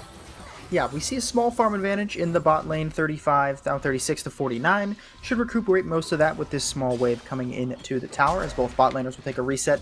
The top lane CS difference is a little concerning, 37 to now 14. But that kind of seems to be the way of the matchup in this one. Farm pretty much dead even in the other two positions in both jungle and mid. But we do have a shutdown on Kadonai after those two quick kills, as Nerval's Lobster just going to keep farming as he works towards that lost chapter. Got every component, just not the finished version quite yet. And here's the beautiful thing about Maokai, as you were talking about, down a lot of CS. But the good news is he's a weak side champion. I always say with Malphite, rocks don't bleed, trees don't either. He can go down this CS and still be an effective tank. With the changes they made to him, I think it was 2 patches ago, or last patch, 12-18, he has the sap magic, and they took a lot of power out of his little minions, out of those tree saplings, and put it into the Bramble Smash. And by doing so, they've made him a lot more effective of a tank kind of skirmisher, that once he just gets a little bit of armor here, he should be doing pretty okay. Still going to have to watch out for those barrels, as we're just going to get a flash hook in the mid lane. Flash forward from Darkrai as well as the Shadow Surge. That's all they need. Tony comes up as well to get some kill participation, but a fast play means that Nerval's Lobster will drop. Flash, as you can see, not quite off cooldown just yet. So this is a good response from Bethel. They know that Brockalayak and NIU are going to want to play for this Herald, but not able to yet, as Bethel just has the numbers, and Boostic trying to catch this wave, do as much as he can. Brockalayak over the wall. Remember, he cannot Q forward over it. Does have access to the flash if he wants to try to move, but with Nautilus here, provides so much zone control. Boostic going to drop the ultimate, will root up 1, but nothing yet so far. Boostic taken pretty low. Brockalayak will not get the finished Herald off quite yet. Gets his true form, does a lot of damage. There goes the E, and he's got his Kog'Maw behind him, but he's going to drop first. See if he can make a play. Rawayana with access to the stopwatch, keeps himself in stasis for now. Tony here as well, and Rawayana picks up the kill. And Nerval's Lobster with the Kog'Maw passive will get the job done. No mobility left for Rawayana, so does get a trade back, gives himself some extra stacks on his tier, finishes the lost chapter as well. But the Herald actually was picked up by NIU. My apology, I missed that one. So he does get that, got his true form, got some damage, and does have the Herald now, so can spawn those little ghouls in whatever lane he tries to drop that one in. So not what you're hoping for, but not terrible either. Yeah, at the end of the day, that is trading up. No neutral objectives taken last game. Now we get a neutral objective. Some kills traded back and forth here. And overall, while the gold lead, once again, is expanding a little bit, it is not that cataclysmic change that we saw in game number 1. Mm-hmm. And we see major item components keeping up with their opposing laners right now, almost tit for tat, as the inventories go here in the mid lane, is that's where Shelly is going to spawn. Yeah, we'll see them matching now, and the encore lands onto both. Brockalayak pretty low, flashing forward goes Chill Viper, but Brockalayak has the dashes and a flash away for himself. Goes into the E to try to keep himself alive, but the Subjugate does too much. They do get the Herald to hit, get some more plates, but it is 2 dropping for the side of NIU, as Bethel just making proactive plays. Some gold going over to both sides here, as Kadonai going to keep on farming, and they're going to hit away at this mid-tier 1 themselves. Yeah, the biggest good news there is the fact that they have pretty much left the side of NIU's bot lane alone. There is still that CS discrepancy. They're kind of playing this murder ball around the map and sending Candony down there to kind of match them, but they're still getting the push. They're still continuing to scale. Just about 31 CS left on that Cole, and that should start to turbo RJT into that, Kraken Slayer Phantom Dancer combination. Rawayana with the quick dive gets the job done, but now with no flash, Brockalayak should be able to clean this one up. Does get himself a shutdown, which is pretty nice. Does have the finished Kraken Slayer. Tier 2 boots only for the Maokai so far. Essence Reaver finished now for Rawayana. Does trade 1 for 1. Interesting build. You talked about it a little bit on the Bel'Veth. Brockalayak, we saw full damage when she first came out, and then it shifted more towards that what it felt like everyone was building, Blade of the Ruined King, into something like a Frostfire Gauntlet. Instead, going back to the full damage, feels like they needed to get the job done in this one. Is pretty strong still, with the Mythic finished, as well as a decent farm lead. We'll see how that's able to play out here as we get further into the game. Yeah, and so far is the neutral objective game going a little bit different than last time, as Nerval Lobster is not in the place he wants to be right now. Yeah, just almost, even though you're in your own jungle, it feels like the wrong side of the rift. Not able to get out of there safely, so this Drake now pretty much belongs to Bethel. Darkrai going to try to zone away Brockalayak. No flash, does have true form, so in theory could Q over, smite, steal, and then Q back. Has access to the blast cone too, but they're going to pull this one out to try and secure it. Only low health bar on the side of Bethel being Kato Nyes. They're not going to go for this one. Broccolak just going to grab away his red buff. Yeah, and that was crisis averted. That's the biggest thing here is, yes, you can go down the 2 Drakes. Once again, we're watching the gold lead continue to rapidly go up, but if you look at the effective combat strength on the map in terms of itemization, pretty on par with one another, and that's what we wanted to see out of NIU, is try to just get through this early game and get to the point where you can effectively skirmish. A lot of these really good skirmishes happen around the top side, as they are going to use the Lost Chapter to try to evade this. Oh, but RJT Fru will drop to Darkride, but Tonai taking a lot of damage, flashes away, but maintains taking damage from the E. Darkride gonna use the Dredge Line to try to get out of here, dodges out on the first living artillery, but taken so low, and the Arcane Comet finishing the job. So a nice roam from Lobster, picks up 2 kills. You do lose Fru, but that one going over to the support means you get a decent amount of gold. The shutdown over to Broccolak as well. The mid-tier 1 will fall for the side of Bethel, so some more gold in their pockets, but some more proactive plays means they get more done on the side of NIU. They're definitely hanging in this one a lot better than they were in game 1. No, absolutely, and I think one of the biggest things here is actually, this is like a little minor play, is that by Lobster moving towards the mid lane, shoving away Kandani, actually denies the local gold from that tier 1, so actually makes them lose a little bit of gold on the play, which is great. You always talk about trying to make these cross map plays, and you can see that the side of Bethel Pilots is trying to just do something while the left hand's doing one thing, the right hand's doing another. They have a skirmish on the bot side, and able to pick up the mid-tier 1, as now it looks like there might be a little bit of a 3-man dive, but it is on vision. We do see it happening, so. Yeah. Boostic in some potential trouble, but instead Cat and I just going to walk on out. Chill Viber going to grab a reset for himself. The Cold just 10 CS away from being finished here for Fru. Should get pretty close off this wave if he grabs most of them, which he will. So we've got 4 left here on the stacks, but this is what you talked about. So much damage coming out from Seraphine and so much damage coming out from Broccolak as well. The flash forward, not enough. That's the second time it's happened, and that's the second big shutdown over to Broccolak's Belveth. Working on that Blade the Ruined King now. Another 600 gold in his pocket means he's getting a heck of a lot stronger as the game goes on. Lobster does have access to the flash. There goes the Cannon Barrage. Nice Q gets Broccolak away from the Dredge Line, but Kinderwol's Lobster get away from Chill Viber. Pillar should be coming off cooldown soon, but he will just walk on out.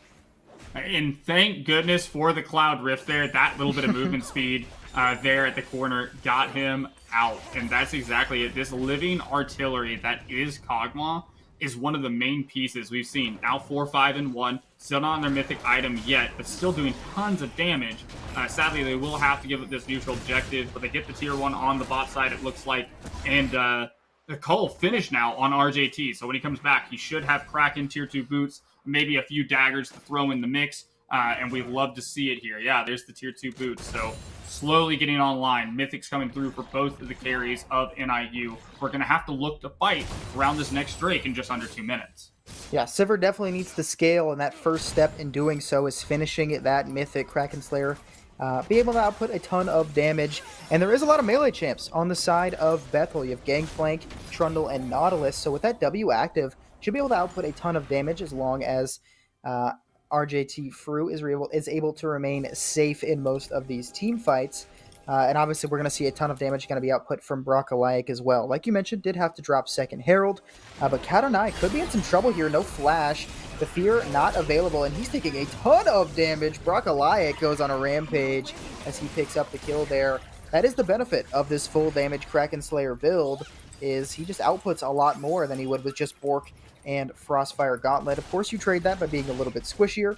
And we are at the point now where Yuumi gets to sit on the head of the Belveth and make sure to keep him safe. Chill Viber walking up with Darkride, as Lobster could be in some trouble here. Does not have access to the flash, but Darkride, he's the one in trouble. Still alive for now, but finally goes down as he goes unstoppable, goes into the true form. The damage will not land. The Encore only going to land onto Lobster. He will go down to Tonai, but Tonai now might go down to the Belveth. Double kill over to Broccolak. Does have the Subjugate on him, but forces Chill Viper's flash. And Broccolak is a one-man show so far. Count it 2 with the Yumi on his head, but gets a ton of kills there, and he's now got a shutdown of his own. With this Drake spawning in 20 seconds, it should belong to the side of NIU. Yeah, I Love Taxes is the equivalent of Baby Yoda, and Broccolaya is the Mandalorian here, as he just gets a front row view to the damage that's being outputted right now. Can't take down Chill Vibers, but can take down every squishy member of the enemy team, which is everybody except for Chill Vibers. Even now with the Even Shroud, Dark Ride not able to just stand up to the sheer punishment of Belveth as they get their second neutral objective of the game and offset the soul. Maybe it looks like they're going to try to fight for it. Dark Ride coming in. It will be Drake secured over for Broccolite, but Health Guard's going down very quickly as Rawayana picks up I Love Taxes. It's an instant triple kill, all from the Gangplank ultimate. Boomstick still alive for now, has access to the flash, but opts to hold it as Dark Ride picks up the kill. Dark Ride flashing on over, looking for Noble Lobster, and it's an ace for the side of Bethel as Kadonai picks up the last kill. The Collector doing a ton of work there as Rawayana, while pushing the mid lane, gets a triple kill for himself. Yeah, death and taxes, it's something that's going to be real here as they're able to push down the mid lane with this Herald. Shelly looking to try to do some dancing on the Rift. Will be back up, so they should be able to stop the end of the game. But that is an inhibitor taken down at 18 minutes, which could be much to their dismay. Because you can't play on the mid lane anymore, and making cross-map plays of top and bot at this point is kind of hard, especially when you have access to things like the teleport. Is on cooldown right now for Boostic, but it is making it a lot easier just to feed super minions to the Sivir, try to get them to that 3-item spike. Yeah, I don't really love the Rift Herald, or the inhibitor take there by Bethel. They couldn't do much once they dropped the Herald. You're probably going to get it regardless. But like you said, they're pretty much just going to be feeding golden XP to someone like the Sivir, which is exactly what you want. If Sivir can spike 3 items just from farming in the mid lane, as long as NIU can keep holding on and kind of stop the bleeding, it might make the game a little bit easier for them. Taking an inhib this early, unless you really do plan on ending within the next 5 or so minutes, can allow Sivir to hit these spikes. Even Kog'Maw, now with the Leandries working towards stacking that tier, it can potentially give them the opportunity to win some team fights, especially when Broccolite is so far ahead now with his Blade of the Ruined King finish. Yeah, now on those 2 items, looks like with that Chain Vest might be going towards the Death Stance, which will make everything even harder, being able to do the whole ignore pain thing and get more healing out of it as well, as we saw, just able to sustain these fights really well. And a lot of this is going to be on the back of, right now, Broccolite and Nurgle's Lobster, who have been the 2 integral parts of these skirmishes to be able to get anything done. Maokai, Boostic still coming out of the recession that was the top lane early on. Yes. Still doesn't have that Bomby Cinder item done just yet, as they're looking to set up a little bit of a kill brush here on the top side. They don't know it, but Rawayana is not alone. Yeah. Broccolite does not need a kill brush. He just wants to blow up this Gangplank right away. That's 850 gold in his pocket immediately. But it'll be a reset coming out from Kadonai, trying to blow up Broccolite right away. The Ignite going down, but the heal coming out from Yumi will keep him alive for now. Dredgeline gets him a little bit closer. There goes the depth charge onto Boostic as well, and he's trapped between 4, but flashes away. Keep him alive for just a moment as Tonai picks up the kill, and now this Yumi is hooked up and stunned, and it'll be an instant kill for Tonai. So 2 picks for 1. NIU do get a big shutdown onto their Belveth, but top and support now dead for NIU means that Bethel going to try and grab this Baron. They do have some pretty good damage with the Seraphine. Let's see if they're able to match this one, as we will see Rawayana TPing in. They're just trying to secure this one for themselves. Absolutely. I think what works best for Bethel thus far has been just hard forcing these fights as a 4-man group or as a 5-man group. So really going to look to try to pressure that advantage. Once again, we find ourselves at a point where they have the Baron buff. They're going to try to make a play for these tier 2s. And since mid's kind of gone, that's kind of a dead play. If you're able to, from the side of NIU, get a bit of a push out here, it is going to auto-shove into you, but give you a little bit of a timer where you don't have to babysit that wave to try to defend these tier 2s, or in reality, the tier 3s, because you can afford to let a little bit more, trim a little bit more fat off of your base. That gives them a chance, as Broccolite is going to be the one to try to take this up and really just try to hold the mantle, find that good engage like they did in the topside jungle before the 3rd Drake, and just keep the enemy at bay. Try to buy time for the Sivir. Try to buy time for the Kog'Maw. Yeah, Kog'Maw working now towards his second item, Sivir as well. Picks up both components to the Phantom Dancer, but not quite able to finish it off yet. Broccolaic gonna look once again to Rawayana, as he could be in some trouble here, stuck in this brush. The W will land. Drops the orange, but that's not going to stop a knockup, but a flash will keep him out. Flash forward goes Rawayana, or excuse me, goes Broccolaic as he picks up the kill. Does have to sacrifice the flash, but that should give him enough gold to full buy this Death Stance the next time he goes into base. Fruit flashing away, but will get hit by every other ultimate. When one of them's point and click and you don't have any dashes left, that means that the Nautilus ult as well as the Shadow Surge get the job done, and they're going to push towards this tier 2 now, both creating some tower damage. Does get the Shadow Surge to land onto the Maokai, but going to opt not to take it. With Soul Point coming up here for Bethel, they'll grab this one away for themselves. Yeah, and a bit of a pain on those lane assignments. Like we talked about, you want the mid lane pushed out. Mid inhibitor is about to come back up here. As you can see, that next wave does not have a super minion, so that's a little bit of a reprieve for the side of NIU. But because you have your Sivir down underneath the bot tier 2, you commit 3 to the play on the top side. It makes it very easy to execute that dive on the Sivir. Regardless of how many summoner spells you have at that point, it is a 4v1 or a 3v1. It's just not going to end well for you in the long run. So the tier 2 does remain standing on the bottom side of the map. We still don't have the Phantom Dancer, and this next Drake was taken now on Soul Point for the side of Bethel Pilots, as they're going to look to try to pilot down the mid and bot lane to start again sieging on the side of NIU. Yeah, and I mean, we're hitting some really important spikes. I think Gangplank had it for the last fight, but Rawayana does have that finished, i.e. no Mythic, but this is the very funny Gangplank build where you just go full crit and hope you blow somebody up, and he definitely can.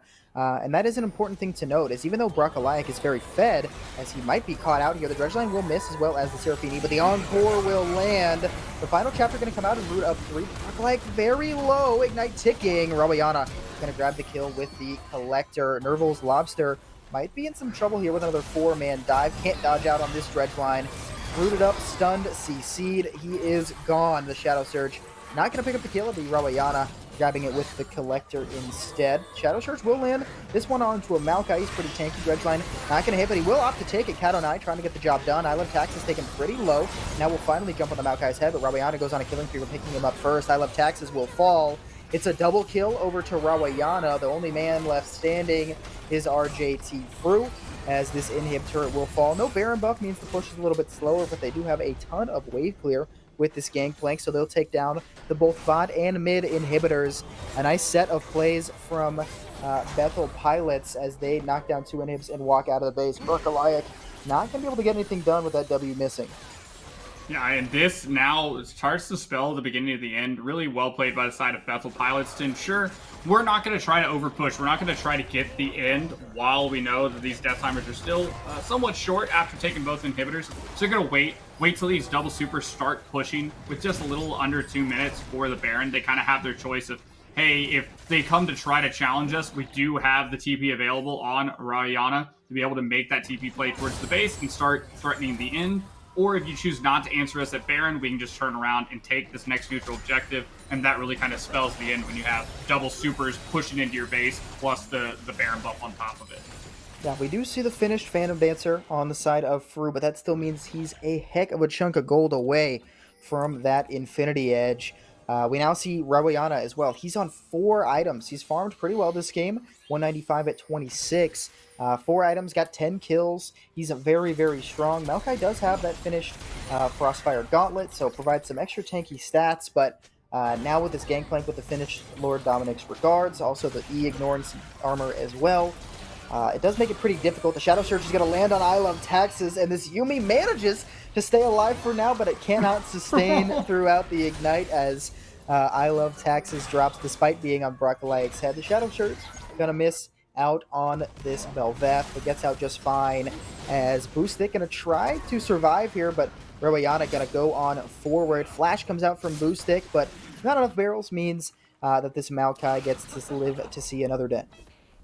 This poor Maokai, you know what? He's just been trying to tend to his minions. He's just been trying to like live it up, but still haven't found a place really where Maokai is able to get involved in these team fights. As once again, there is 4, count that 5 on the top side of the map. This could be the fight to the end right now. Yeah, Rawayana goes unstoppable as he blows up Boo Stick right away. The Cannon Barrage going to drop down as well, just to keep everybody away from this inhibitor turret. Brockalack does not have true form. Keep this in mind. This is pretty important, but if he's able to get a reset, they can blow somebody up. That could be pretty game-changing. Ramayana does not have access to the flash, and he will drop another shutdown going over to Brockalayak. So they're going to try to turn their efforts now towards the Baron, I imagine, or at least try to get out of here. But Brockalayak going to phase check into a Nautilus and a Seraphine, and the Encore lands on both as Tonai blows him up right away. I Love Taxes and Nerval's Lobster still alive, but Chill Viber shuts that one down quickly, going on a killing spree. Nerval's Lobster going to waddle on out of here on Pugmaw, but should live for now, and he will survive, but dodges into the Shadow Surge, and it's Cat09 picking up that one, going on a rampage, and Boostic as well as RJT Fruit going to try to clear up this wave with as much wave clear as they have, but can't stop much. Shadow Surge going to miss, but only one Nexus turret remaining, and no longer as Boostic drops. The only man left on the Rift is RJT Fru, and Tonai ends that one quickly. This one is all said and done. About same time for game 2 as Bethel will get some kills over, going for the Fountain Dive, but it does not matter. 28-minute win for Bethel U as they sweep NIU Esports 2-0.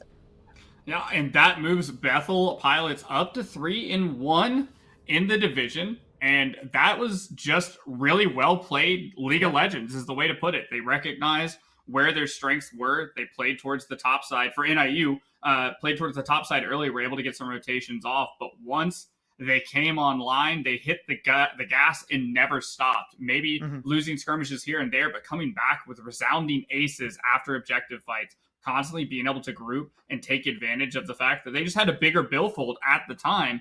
And it really led to what was 2 dominating wins here in the Emergence Division. Yeah, I mean, like you mentioned, the side of NIU, they definitely did not go down without a fight, trying their hardest. Brockalayak putting in some work on the Belveth, but just not enough. They've said it. They've said it in some other casts across worlds. At some point in some games, it's just a differential of the wallet. And when you have that much gold, it makes it very, very hard to win team fights when you're down that much. Some interesting picks coming out from NIU, but not able to get the job done as Bethel, like you said, moving up to 3-1. NIU still looking for that first series victory. Absolutely. And it'll be great to see how things are moving forward. Having those atypical champion pools like NIU does, it puts them in a really great spot to where they can pull these things out and they can try something. Like I said, Lobster did so great in the early game and was able to find a lot of those plays, being up 2-0, flashing forward aggressively. So there's really great signs of brilliance and signs of life in NIU. Just sadly on the day, hey, Bethel Pilots just made it happen. Yeah, nice effort. They tried their best, but we'll see what happens. We got another one coming up here in just a few minutes. I want to thank you all for watching. Don't go anywhere. We'll go to a quick break before our next series starts here in just a little bit.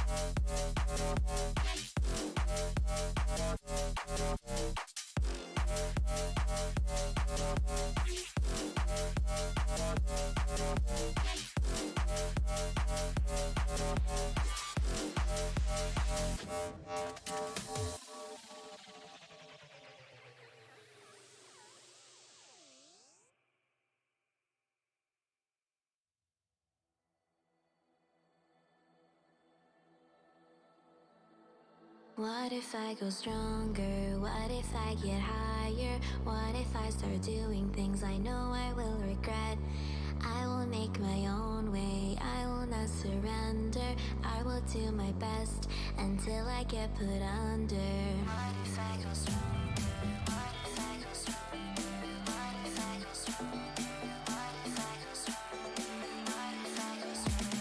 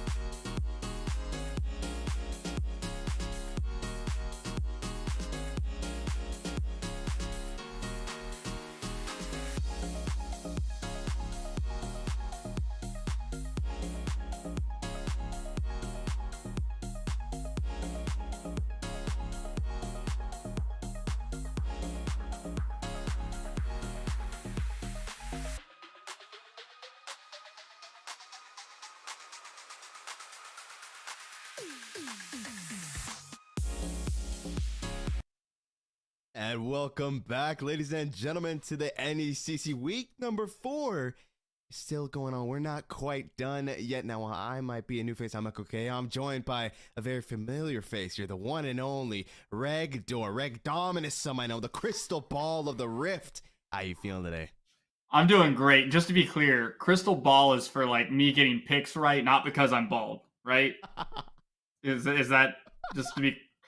I don't want the viewers. That's okay, why you got the hat on too. Yeah. Like, you don't want the light reflecting into the camera. Why you gotta do this? Oh my gosh! Get the other guy back, Paladino. Come back.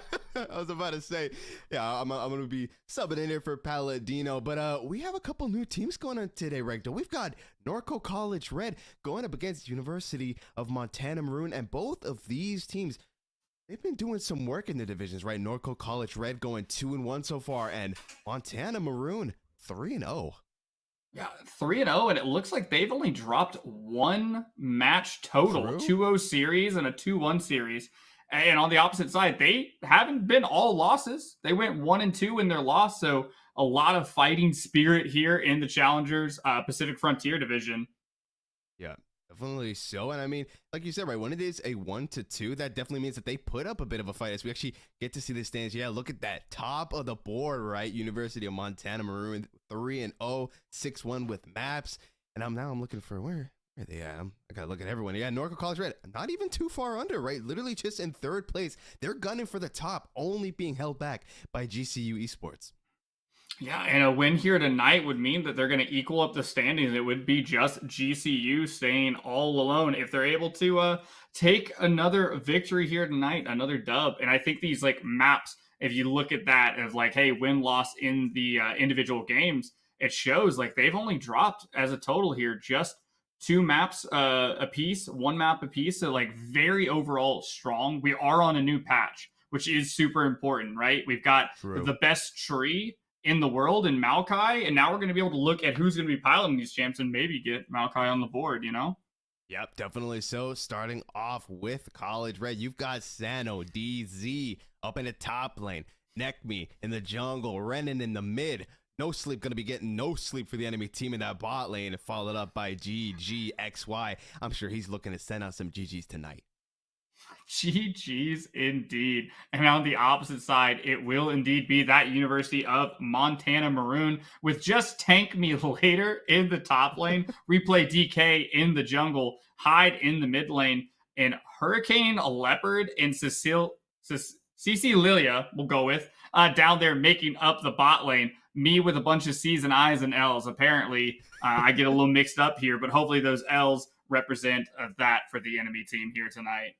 Yeah, looking to dish those out. And I think it's such a great fact kind of that when we looked at the teams, right, one's going 3-0, one's going 2-1, because I feel like this is the first week where we have these two teams that, in comparison to week 1 and 2 and so on, they were not necessarily mismatched, but you could always kind of definitely see one team was doing a little bit better than the other, right? Especially last week, we had a team that was, I believe, 2-0 going up against a team that was 0-2. So this time around, we're definitely going to see a lot more sort of competition coming out. Yeah, and I think that's the beauty of the NECC system as we can continue to move on in these weeks. There's no cupcake schedules. This isn't the SEC. You're going to be always playing against tough teams week in and week out, and especially at this point, keeping that momentum. We are on a new patch. We are still, what I feel like, is still in a bot side focus, but it's dragging its way slowly up to the top side. We've got these Aatroxes coming out left and right, and all these different answers they're trying to play into it. And that's a little bit less akin to what we're used to. Just grasp stacks in the top lane, popping them back and forth. But now we've got some real fighters out there throwing hands. Yeah, definitely so. And I mean, we already kind of touched a little bit on some of these picks that are coming more to fruition as we sort of shift this meta, right? Gotta ask you, anything in particular you're hoping or at least expecting to see in these drafts? I casted a series last night where I saw double enchanters and I saw Ivern mid in a 3-game series. And so that kind of broke my brain a little bit.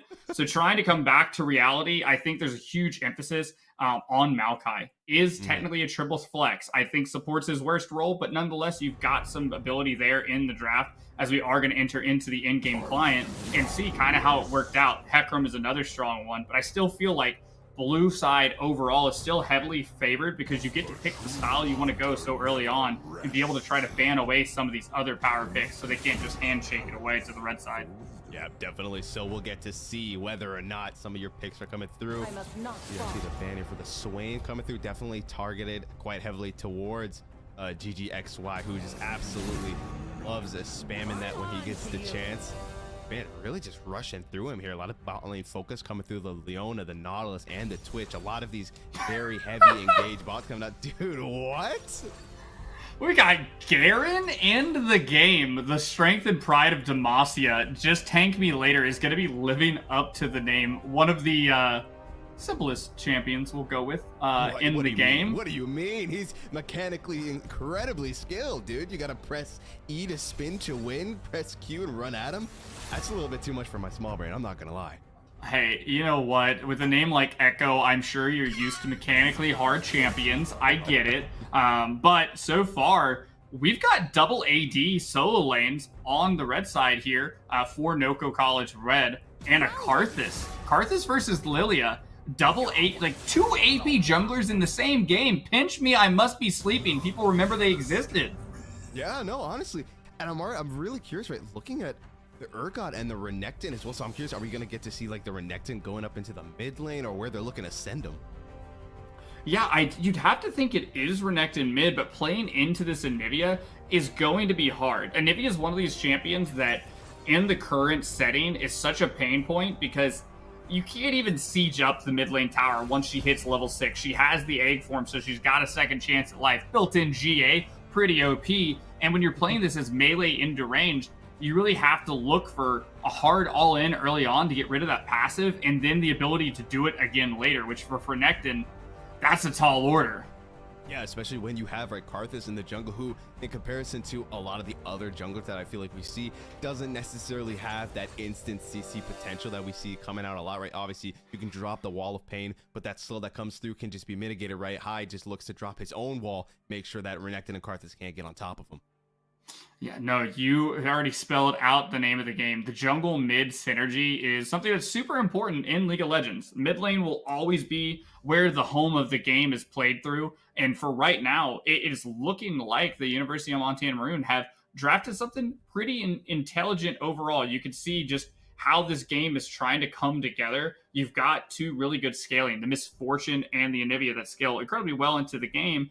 And with their compatriots that are like the supporting elements here, it kind of builds out. If I'm blue side, I want to use my advantages, an unmovable mid laner with a strong bot side overall with that Janna Misfortune, and then Lilia kind of playing over the top of that. And then Garen just gets to side lane and try to go 2 levels up on this Urgot and just kind of lane kingdom it. So it's really good coming out for game 1. Be interested to see kind of how these picks kind of came in order, because Anivia and Garen are kind of like relics of the past. We only see them here and there. Yeah, definitely. So, and I gotta say, I really like the Janna pick coming out as well. When you look over at the composition that is coming out from Norco College, right? They want to get on top of you. Renekton needs to get on top of you to make something happen. The Urgot wants to dash into you. The Maokai wants to get on top of you. So that Monsoon is going to do such a good job of just keeping that space in between those 3 heavy hitters and the likes of Cecilia, right? The likes of Hyde, making sure that they're safe in the back lines.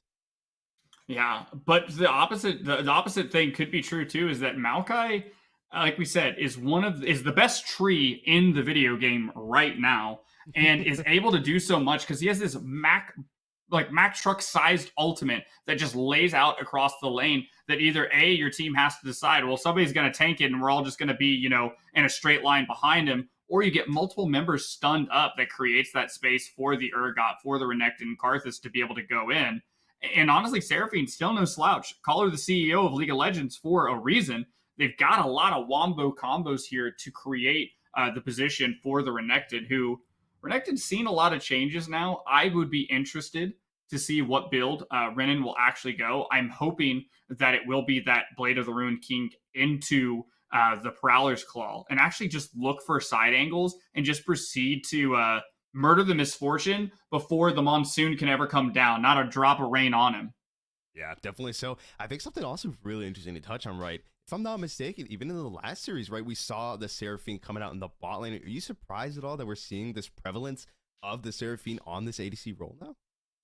No, I think it's a really intelligent pick, and it opens up a little bit more for these AD solo laners, because you never want to build too much on one damage profile on a part of the map, right? So if Karthus is your AP, and then you also have an AP top laner like Maokai, well, then I get to buy Merc Shreds early on, or a Negatron Cloak, and I get to just kind of sustain through that damage early on. Not a completely free laning phase, but close to it. So this, as you look down the list, it goes AD AP, AD AP, and then Maokai, while is AP damage, is mostly looking to just be a straight up tank. His damage doesn't really equate too far in here. So it's really awesome that we're getting to see more prevalence of these AP styles picks like Ziggs in the past and now Seraphine in the present, that help innovate new drafting styles into the game.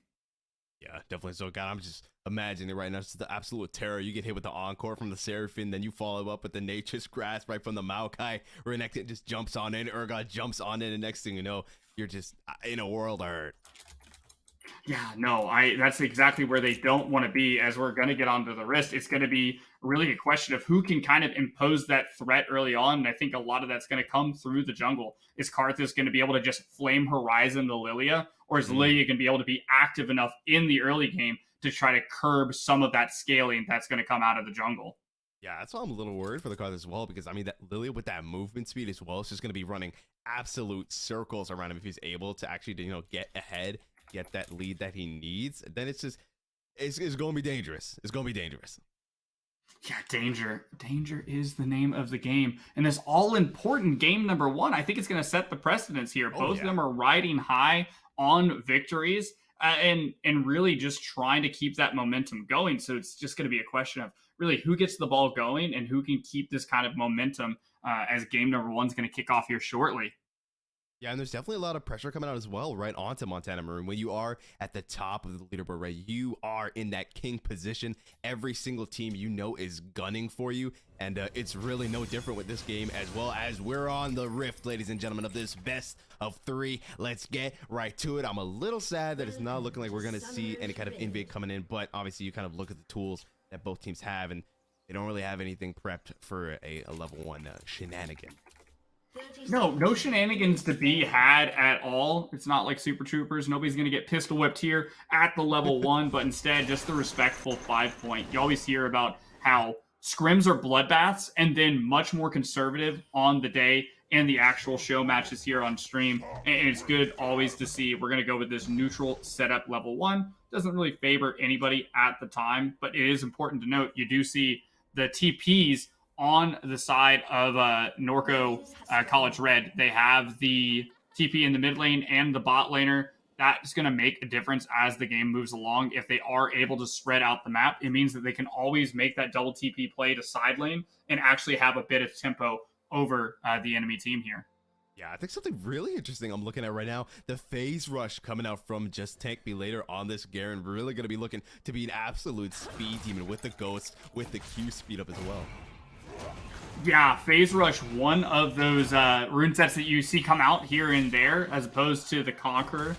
Really going to be exciting. It is the pseudo ranged into melee matchup, but that Garen passive, just the health regen, means that you can take some of these bad trades and kind of just sustain through it. And the top side, if it's able to just stay neutral, I think is going to favor this Garen. Once he gets on that Stride Breaker and Mortal Reminder, that 2-item spike, he becomes a bit of a menace on the Rift, and he's like Singe, don't chase the Garen. Yeah, no, do not chase the Garen. And if you're being chased by the Garen, your time is limited. Yeah, just throw up the deuces and just think about what you're going to do after you're back from the gray screen here, as GGXY making advantage of the early engage here on the level 2. Just keeping the side of Montana stuck underneath their tower here. Gosh, words today are hard. We have watched a lot of League of Legends. I'm really excited to see what the first play on the map's going to be with this Lilia. We want Replay to get involved early on. Definitely so. Looking at Brendan, obviously, doing his best to make sure he's got to apply that pressure, right? If he starts falling behind, especially into this ranged matchup, it's going to have an absolutely terrible time. But of course, that does put him in a bit of a vulnerable position. They obviously spotted out replayed DK on one of those wards in the chicken brush there, so they will know that he's on his way down bot. So I'm curious to see which side is going to look to make something happen first. You can definitely see that's the early wave clear that Seraphine has. So we talked about it, and she was picked in the last game. This is her most vulnerable state before she has access to that lost chapter that gives her a lot of sustain. She will have those biscuits to try to do a little bit here and there. But overall, just really trying to be a menace and keep the Misfortune and Janna locked underneath the tower early on. Yep, wow, that post damage coming through though from Ren is absolutely huge. All we talked about though, he on the prowl. Replay DK making his way on over, but that wave not gonna be the best spot. Maybe see both junglers look to pull up here. NECC does have that wall of pain, right? High doesn't have a lot of mana left. Double flash getting dropped. Wall of pain gets dropped, laying a lot of waste onto him, trying to get him into that egg mode. But the wall is so beautiful, and the first blood goes into the hands of Replay DK, looking to get himself a second kill here as well. NECC's burning quite a bit, trying to lay waste to him, but it's not quite gonna find him. Just barely gonna escape that one alive. Yeah, and Replay was trying to run it back there and get the double, and has been able thus far to keep up in CS with the Karthus. So being just as proactive in the lanes, actually getting the kill out there, and keeping up in farm, that's exactly where you want this team to be early on, because off that first recall, has the lost chapter in hand, is pretty happy about that going into their second full clear. Just should be another replay of top down to bot side with Replay looking to grab this first Drake of the game. So I got, man, that wall coming out from Hyde was absolutely just perfectly placed, boxing in, running right, making sure there's nowhere for him to go. And now with that first kill onto Replay DK, if you are NECC, you need to start to be a little bit concerned, right? Obviously, it's not over in any sense of the word, but regardless, that first kill going onto him, right, that additional power spike, the lost chapter coming out, you got to be ever so more careful. Absolutely. The name of the game for the Karthus, for NECC, is to protect your own resources, to make sure that you can continue to just farm up a storm. We know that he wants to get to the level 6, wants to use that Requiem all around the map, especially as one of the majority of the AP damage share here is going to set up a lot. And you can just see Maokai, the Bramble Smash, unabated by these two going on him. He just does not care. He's like, what are you gonna do? Try your damnedest. Big wave did end up crashing in here. Most of it, I do believe, was collected. Regardless, first drag is on the map. No movement toward it just yet. Still a lot of rewards going down. Like you said, that top to bot clear coming through for replay. DK maybe looks for something, as obviously the bot lane of Red is in a precarious position at the moment and is being chunked down lower and lower. But with that ward in that bush, if that does end up coming to fruition, curious to see how it plays out. We're still seeing some relics of the past, if you will, some things coming up here, and one of them is the press the attack on Cecilia on the Misfortune. Has moved towards more of the lethal tempo that we've seen in pro play, try to create a bit more scaling and room for them to work with, as opposed to the short pattern trades that we're used to of just pressing that W, but it is NECC who might need to press some buttons. Oh my god, I don't think there's any buttons he can press. Rektor down he goes. The stun from Hyde was too much. And he goes down into the hands of replay DK once again. If he wasn't worried before, he's got to be worried now. Yeah, and that is just a lovely use of the pushing power of the Anivia to be able to just kind of walk on in there and take that nice little 2v1 trade, which you already saw.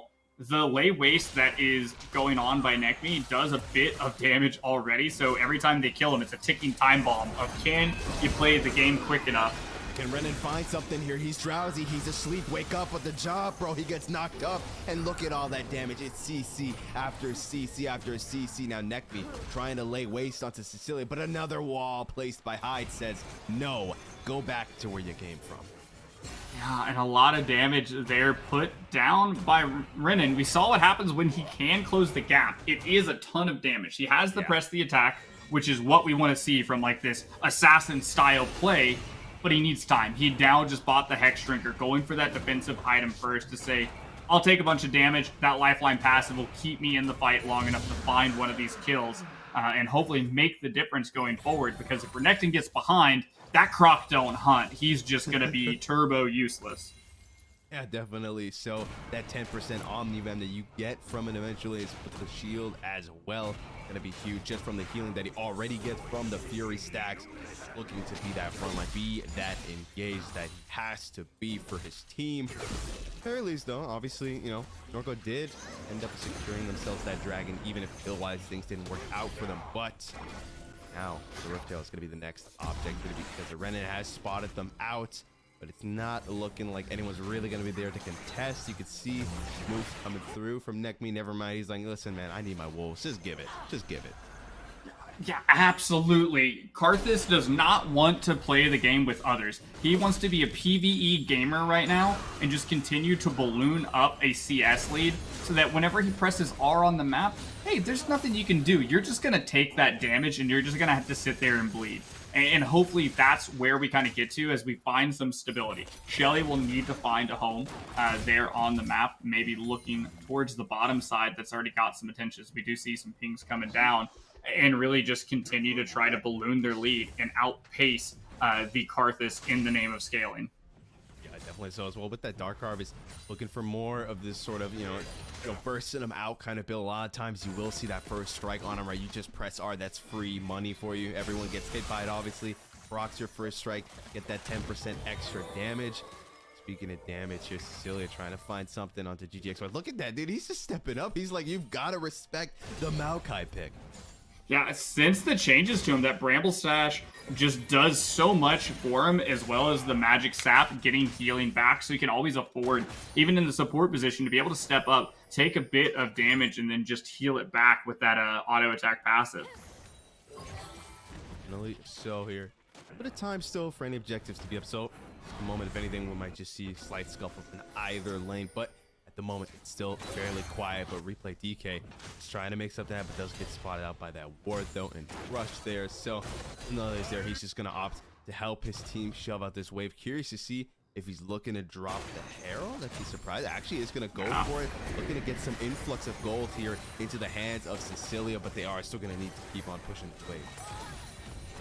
Well, and sadly, the thing is that no damage done to the tower and not actually doing anything means... damage on Cecilia, and there's the encore, the beat drop, the auto attack, and No Sleep says, go to sleep. Grabs himself the kill there onto Cecilia. Beautifully played, and once again, it's the Maokai pick, man. Yeah, Maokai is OP. I'm telling you, even in the support position, his GG is taking a bit of damage, but hey, thumbs up. We just walk away. He even walked back. That's how confident he is in himself. Look at the dominance getting dropped there from Renan, trying to find something out to hide. But there's what we talked about, right? The walls, the slows coming through from Hyde, expertly, constantly placed, making sure Renan can't get on top of him. He's 0-2, right? He's not in this fed OP position where he can just jump onto you and absolutely neutralize you. And maybe I might have to eat my words as Renan is looking to change that story, getting a lot of damage out, but so close, not enough. Replay DK, putting him to sleep. We see the passive getting dropped from the Hex Drinker, but it's not gonna be enough. Down he goes. Yeah, and the Requiem only gets the passive out of Hyde. So once again, the bird lives to fight another day here. But that is a nice little Dark Harvest stack. We do love to see it. Still maintaining that 10 CS lead. But 10 CS up doesn't mean too much in the face of 3 kills now on Replay DK. And it just continues to be really well executed from the side. From the side of the... University of Montana Maroon. My goodness here. They're blue side, but they're maroon in color, but it might be gray here for Sano. It's looking like it. Flash coming through, and look at that damage. Sano going down, being sent to the gray screen. That's that mythic difference coming through Replay DK with the mask already. Replay DK has just been all over the map right now, and that priority that Hyde's been getting has been putting him in a good position, but another fight breaks out. Dude, I love this, man. GG does not care. He knows the numbers. He knows how tanky he is, and he's willing to step forward. He's not scared of anything. I honestly respect it. Looking like this bot lane of Maroons, it might have to be scared of NECC is patrolling in the area. Renan's here as well. They're going to look for a cheeky little pick there. They did see that Hyde was there. He can hide no more. Maybe they look for something, but now they're getting sectioned off. NECC, terrible spot, gets stunned, and oh my god, flash over the wall. He's still going to die in the burn. It doesn't even matter. Nice flash, Bozo. He's down, and they're looking to find themselves Renan too. But look at that damage he's outputting. He's going to fight the 4-0 Lilia, but will go down to the Demacia Justice.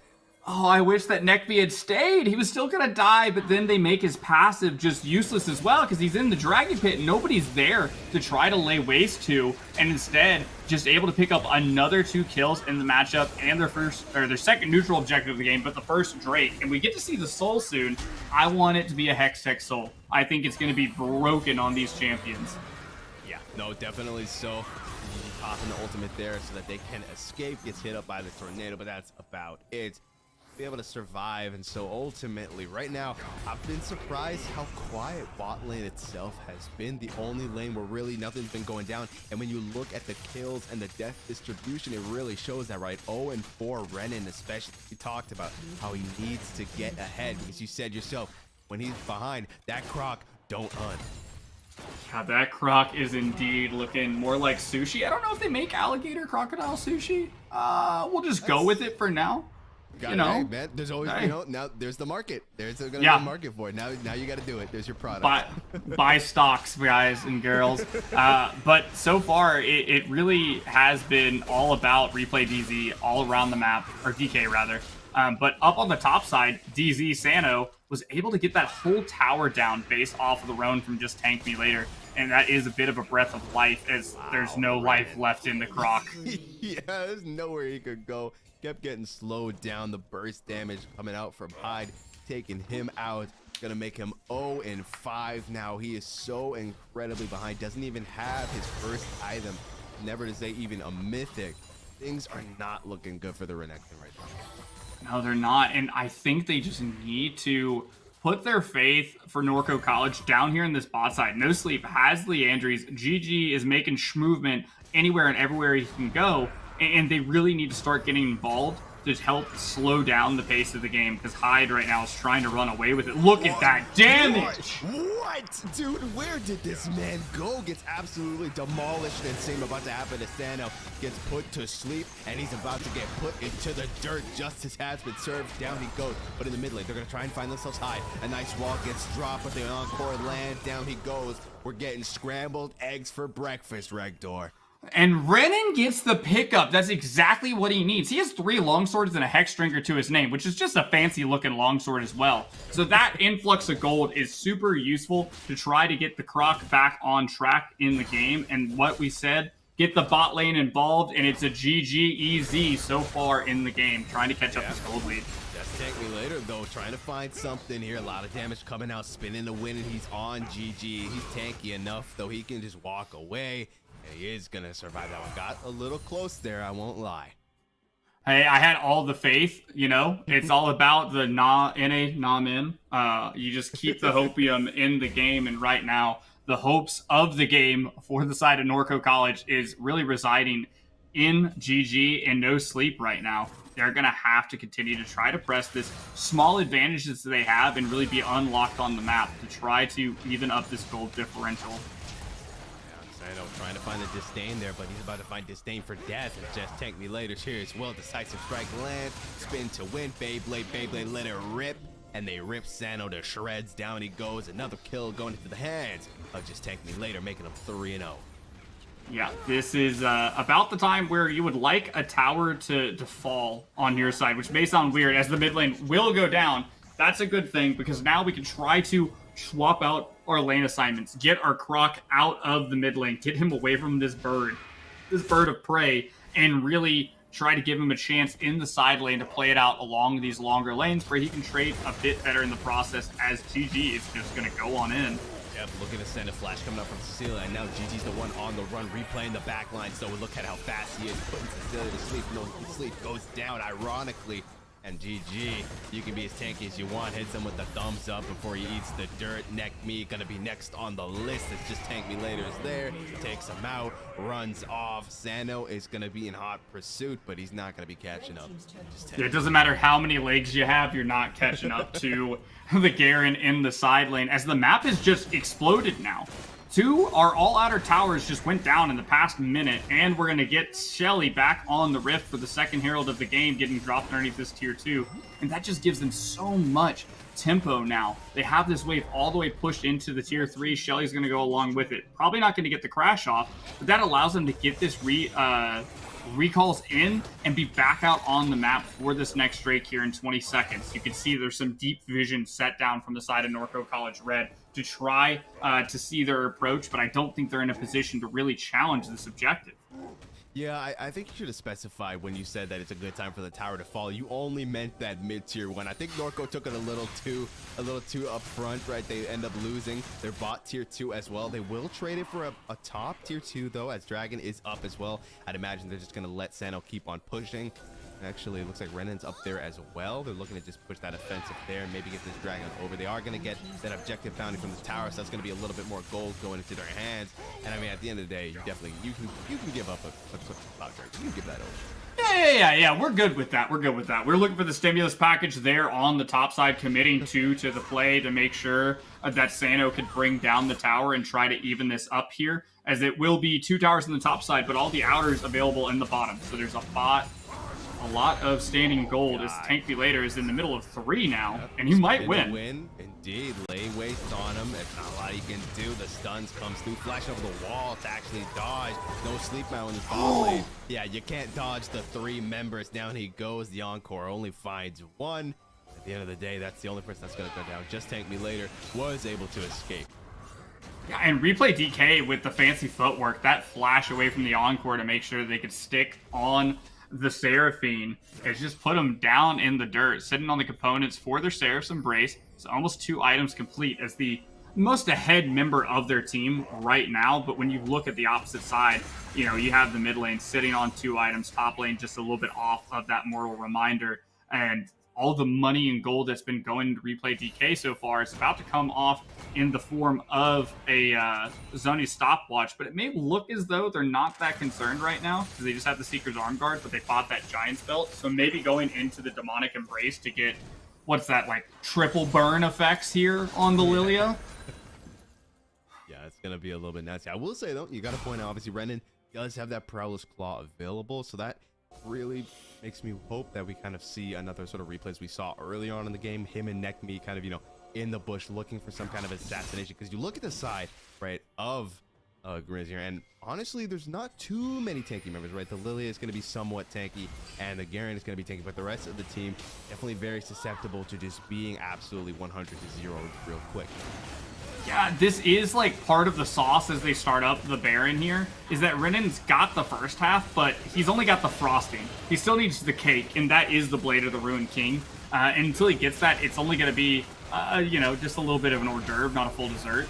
Yeah, definitely so. To go in and flashed away on target, dropping the bullet time. It's so huge. It shreds through them and it never ends. Down go 3 members of Norco, and they're just gonna eat the dirt. At the very least, they're gonna get themselves a tower in that bot lane, but they're gonna lose a lot of members. They're gonna lose the Baron. Yeah, they're going to lose the Baron away, and you saw Renan gets in and gets a bunch of damage down, but we forgot about this like kind of broken interaction here. That is, the bullet time does not interrupt the sleep. So you get 2 members down and slept, and they're just going to eat the full force of the bullet time over the top, which is, you know, the Lilting Lullaby combination there did so much of it. Just didn't matter what the AoE you had coming back from NECC and no sleep. You're just going to go down here as a little bit of the collector now coming through here. Death and taxes. No. Oh, no. Inevitable. Yep, indeed, they are.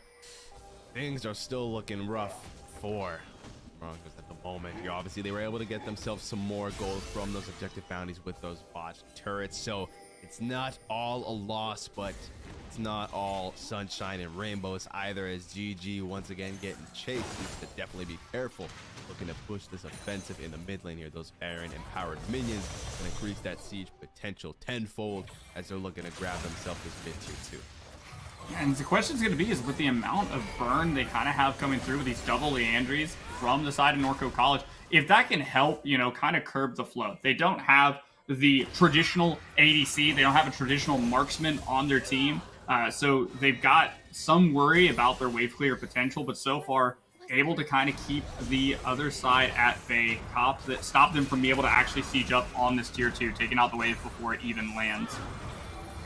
So Q's getting lower and lower though, empowered, and then the minion doing quite a bit of damage. They can't even step forward here with that ring of ice getting dropped by Hyde there. Gotta be careful. Renan wasn't that to up lane, looking to push these waves, but just tank me later slows him down.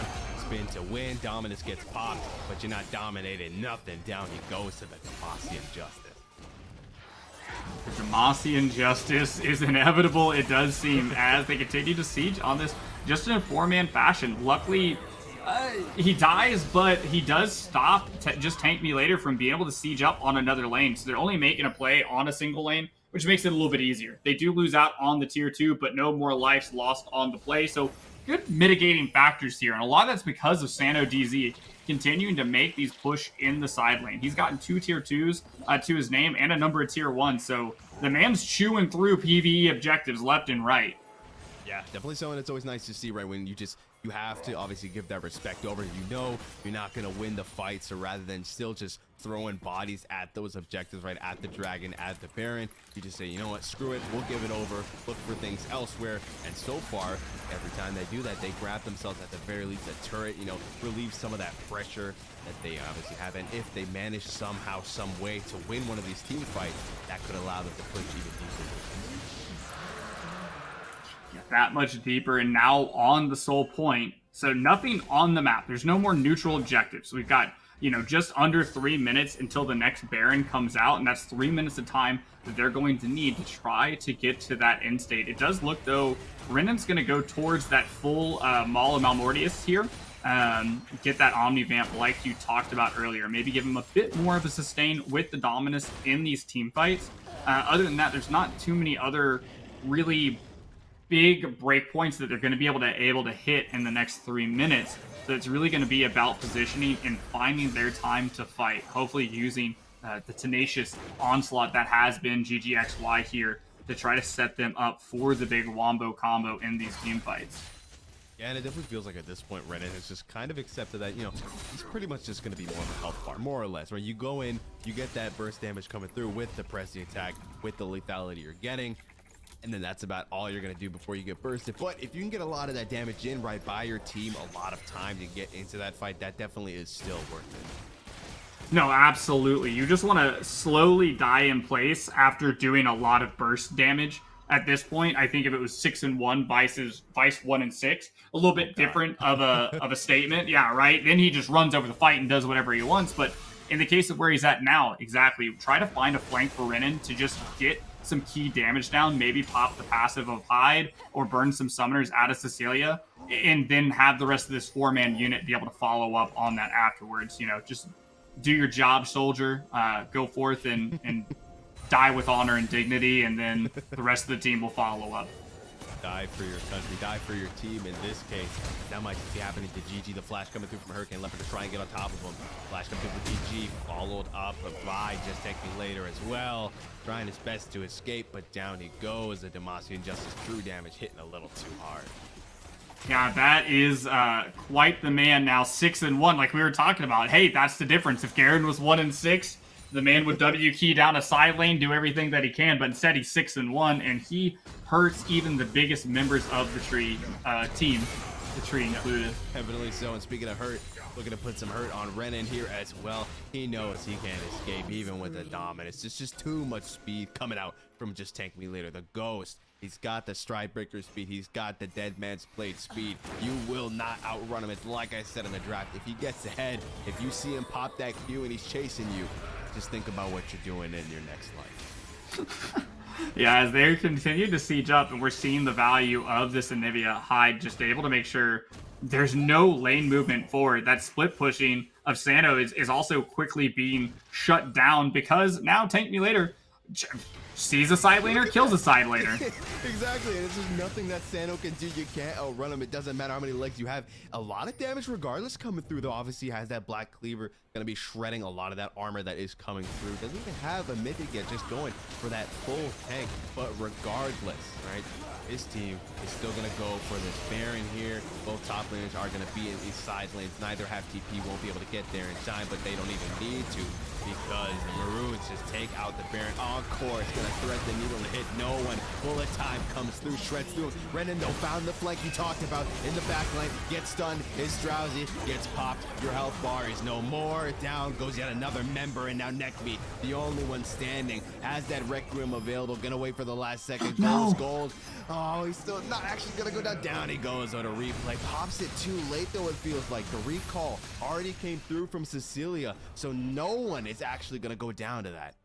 Yeah, it was actually the anti-synergy stasis there. He wanted to die so he could get it off. Even with the empowered recalls, he had a chance the Requiem could have taken 2, but instead he gets no one, and now you see this massive shove in the mid lane already set up by Hyde earlier, and now Replay gets to zoomy down the lane and take out a tier 3 for free. Yep, definitely. So almost, yeah, should be falling any second now. Yeah, there we go. Does go down. The empowered cannon minion doing its job here, taking it out. And so with that, that's just even more pressure being mounted here onto Norco now without that tier 3 drag up in 26 seconds. And Rector, I would be surprised if this isn't going to be a Cloud Soul for Montana Maroon. Yeah, Montana is looking strong here on the blue side of the map. I mean, Just Tank Me Later also showing up saying, we're just going to make this a full 5v5. And, you know, if you're Norco College Red, I think this is just where you full send it as GGXY. So much for full sending it. You gotta full send it back to base, my brother, because down goes GGXY. This drag's about to follow suit. Hyde once again with a beautiful wall says, there's nowhere for you to hide, my boy. They take him out, they take the dragon, and they're instantly looking to pivot on over and push. With GG down, that's a huge CC potential out. That's a large health bar gone as well, and they know that. They can't send anyone to the side lanes like they usually do. Norco knows they have to defend. Oh no, Renan. No, Renan, no. Hyde once again with the wall. Rector, I'm gonna call it right now. There's no universe where Anivia is not getting banned in this next draft. Huh, are you sure? I think that, like, maybe, like, they got an answer into it, as they are just gonna try to defend the base, but... Could be, yeah, it's looking like it. They shoved Just Take Me Later into the base there, but he lives up to his namesake, taking a lot of turret shots. Sano likely also gonna fall down. He goes to the Demacian Justice. Spin to win, even under the turrets, it doesn't matter. Buying time for the bullet time to shred through. Requiem, though, might find Cecilia. Super close. Does he burn? Yes, he does. Down he goes. So the defense will succeed. They will lose a Nexus turret. Replay DK gonna grab himself this top tier 3 as well. but at the very least, Norcos is still alive. Norco's still not dead. The wall of pain not going to connect. So replay DK just going to zoomy on out of there. 3 items strong now. It hasn't recalled yet. When they recall, they probably have that demonic embrace completed as well. And now it's just kind of it's the beginning of the end. Mid lane inhibitor down. 1 Nexus turret to their name, and the top lane inhibitor also opened up. And again, nothing to fight for. A little under 3 minutes for the Baron. So I think that they're just going to try to play around vision, play around the fact that we're in damage control as Norco College. Try to get these lanes pushed out. Try to give us some breathing room, and then just jump on them whenever they go out a little bit too far. Yeah, and that's the unfortunate part, it feels like, right? Honestly, Maroon are so far ahead that at this point they can't sacrifice having Sano in one of these side lanes. You know, as soon as these team fights, bro, we saw the moment that GG fell, they grabbed the dragon, they full sent it to the base, and if it wasn't for Sano buying them so much time, right, tanking under that bot tier 3, things would have not gone well for Nokos. Hell, they probably wouldn't even be on the Rift anymore. Yeah, we'd be looking at the draft of game number 2 if it wasn't for that valiant effort here. And a lot of tower shots just tanked. You know, you all forget about how the ramping damage works, and as soon as it swaps from one to another and it goes from, I don't know, tank me later to Cecilia's going to take a lot more pain in the process than tank me later does. So now it's once again the base defense, tank me later pushing in the mid lane. Damage from that one auto onto that turret. That was actually insane. Down it goes. No more turrets except the one single Nexus turret standing between the Maroons and victory. Norco need to put up a final defense here. They need to divot. They're all GG gonna pop the ult, and he's about to go down as well. Trying to find something on to just take me later. But look at that. He's just spinning in the crowd. He doesn't care. He finds 2, looking to find 3, looking to find 4. And with Nekme, last man standing, flashes in, goes gold, looking to get some damage down. Down he goes. Gonna pop the Requiem. Yep, there it goes. Might just find 1. Never mind. Everyone goes gold. And with that, Norcos are going to take an L in game number 1. The Maroons move forward with their first W of this series. Yeah, University of Montana showing a masterclass. We said it was all around this jungle mid duo and who could get the ball rolling. It may have been something like a ball. The swirling seed found its home in the hearts of many. And it was all replay DK, just making highlight reel after highlight reel on the replays that we'll see soon. Yeah, definitely. So I think, like you said, masterclass honestly just puts it best. It was amazing to see. We talked about how we had our doubts, right, that this Karthus pick was going to allow Kennen to kind of, get ahead like he needed to. And I feel we saw exactly that play out, right? Renan really just couldn't get anything done whenever he tried. Replay DK is like, hello, you don't get to exist, takes him out. And then he was just so far behind that there was just really nothing he can do. Even when we saw, right, when they were at that Baron pit and Renan was able to get that huge flank over the wall. Normally, when you see a Renekton coming up from behind you and you're in ADC, you're like, well, okay, I'm dead. Goodbye. I'm going to go get a drink or something. But that time around, I couldn't find a single kill. Yeah, it was really an anemic crocodile in the mid lane, all things considered. I think that the name of the game is that Norco College Red needs to look for something a bit more proactive in the jungle. I mean, like your namesake, Echo. Echo's a wonderful AP pick that can work alongside these AD solo laners. Sano DZ was able to find some success in side lane. Renan, even in those moments, like you said, found the positioning, had the time, just didn't have the billfold to accompany it. Give a little bit more early game agency to Nekme, have something that can influence these lanes and challenge replay DZ. And this is a much different game. This is a full 3-game series if that happens. Yeah, definitely so, right? It's really big that they just, give Renan something that he can pop off with, give Nekme something that he can pop off with, because I feel like Sano especially, right? He was big chilling in the side lanes. He was doing his job, right? Pushing those lanes. He knew the assignment. He's like, listen, we need to forfeit these objectives. I'm going to make sure we still get something under our belt. And every time they did that, they got those turrets, but then it just kind of felt like towards that 25-minute mark, they were just at a position where if Sano wasn't there, they have no tanky front line and they all just go down. But hey, we'll have to wait and see because this is a best of 3. So don't count the Norcos out just yet. They still got a few more, well, at least one more game to go through. But I got some faith in us. So we're going to throw it to a quick break. And then when we're back, we'll be in the draft for game number 2. Don't go anywhere.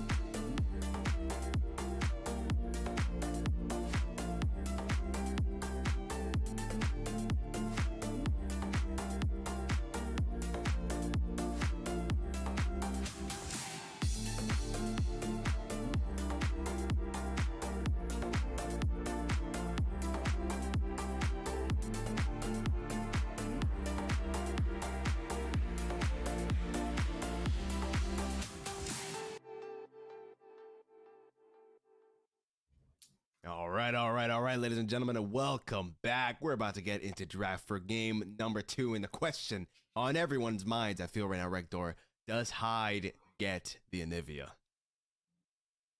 No, that question's not on anybody's mind. What are you talking about? I mean, it was on that mine, thing, by that extension.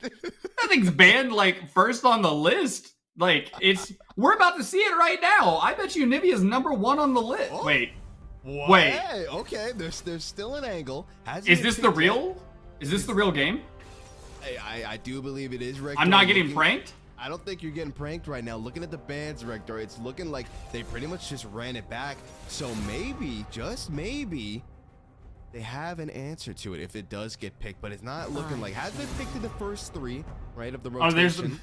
There's the respect ban, second rotation after Pantheon's already been locked in for Hyde, which wow, we've had some picks change around here. I think it's really interesting to talk about the Pantheon Seraphine because it's the matchup in reverse. Seraphine has the shielding and healing to be able to try to keep Pantheon at bay, but if Pantheon in combination with Replay DK on the Lilia, again, that is a deadly combination right there with the Aegis Slam. Yeah, definitely. So here's the man's the Kled actually taking off the board, and now all these bans out of the way, we get to see what the move is looking to be. Is that a Jinx, the fallen queen of the meta once herself? Hey, Jinx from Arcane never fell out of meta. People just forgot about her, okay? And that is definitely a nice hyperscaler. Alongside the Amumu, does have some early kill pressure. I'm a Jinx aficionado. I love the champion.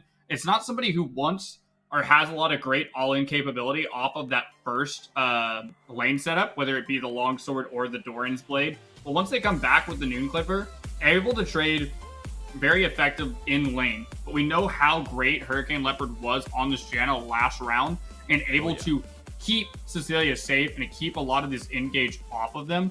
But Amumu is a little bit easier to pilot in terms of ease of use as opposed to the Maokai that has a little bit more skill expression in it. Amumu just CQ, hit Q, right? Yeah, definitely so. But I feel like, honestly, that is literally just a perfect champ for GG's wheelhouse, right? Because we already saw in game number 1, GG will just send it. He wants to be in your face 24/7, applying the pressure, making sure that you just fear for your life, that at any given moment he's going to jump on you and just ruin your day. And honestly, what better champ to do that with than the Amumu? That's true, but I will say that the one thing for GG is that Maokai has innate healing and has that Bramble Smash and that Magic Sap knockback. All these things are really useful to keeping yourself alive. Amumu has Bandage Toss, and then he also has Bandage Toss. Those are both go in. So it's one of those things that if GG goes in, he ain't coming out unless everybody else dies around him. And I think that that's important with the Jarvan in tandem. If you have a very set up dive comp, you have these dive buddies with Jinx and Seraphine just supporting from the background and throwing in a lot of this AoE damage. So it's a really clear setup here for the side of Norco College that if done correctly, Cecilia's never allowed to play the game. Janna doesn't matter. So it really comes down to the top side of Montana Maroon to see if they can actually get something done. Yeah, and speaking of the top side, right? Interesting to see that Norco College opting this time around. Now, obviously, we talked about how we wanted to see NECC on a jungler with a little more agency early on, and what better than the Jarvan, right? But with the Aatrox getting locked in, kind of symbolizes to me that Renan this time is going to be put on the back burner a little bit, and they're going to look to really emphasize Sano getting ahead. Yeah, absolutely. Sano showed some of the most signs of life. It was the outside lanes. It was top and bot side that were able to do the most in the mid game, while Renan was sadly just like a crocodile to the slaughter there in the early game. Hyde making sure he had no fun. But if they're able to get something done early before Tank Me Later gets any defensive stats, before he starts stacking that armor too much, that could be really devastating, because we all know if the World Ender gets ahead, the Darkened Blade gets some Darken in him, that is a hard train to slow down, even for the likes of Replay DK. Oh, yeah, definitely. We'll say, though, Hyde, I feel like he's going to be a menace once again. I'm looking at that Panther. I'm looking at the kit, right? Just the instant CC ability coming through, something that we saw in game number 1 as well. That mid-jungle synergy is going to be at an all-time high in this game once again. No, absolutely. But I think the biggest difference is in the drafting style for Montana Maroon is that they are very short-ranged. you have essentially four melee champions, and then Misfortune, who is one of the shorter range ADCs as well, has to try to be like Tom Brady and find that pocket to be able to sit in the fight. But you've got Jarvan and Amumu that are looking to just be, linebackers. They just want to try to sack every play. Meanwhile, Seraphine and Jinx have very long range abilities, have a lot of room to dance around the edges of these fights. Can play a little bit more like back in the shotgun as opposed to the regular I formation. And that could be the difference for these damage dealers, is their front line and how they're able to kind of make the play on the ball early on.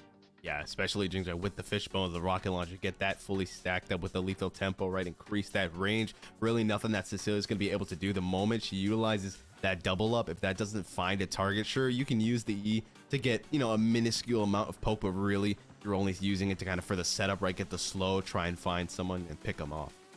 Yeah, and that was one of the main changes they made with Misfortune when they kind of gave her this crit buff, is they also shifted the power out of her E to not be so much focused on damage. It has an AP scaling ratio for slow and a bit of magic damage. So it kind of moved her away from being like the E and R bot into really focusing on that double up, focusing on that strut, and her being a auto attack based champion. Meanwhile, like you said, Jinx should never allow Misfortune to get into range.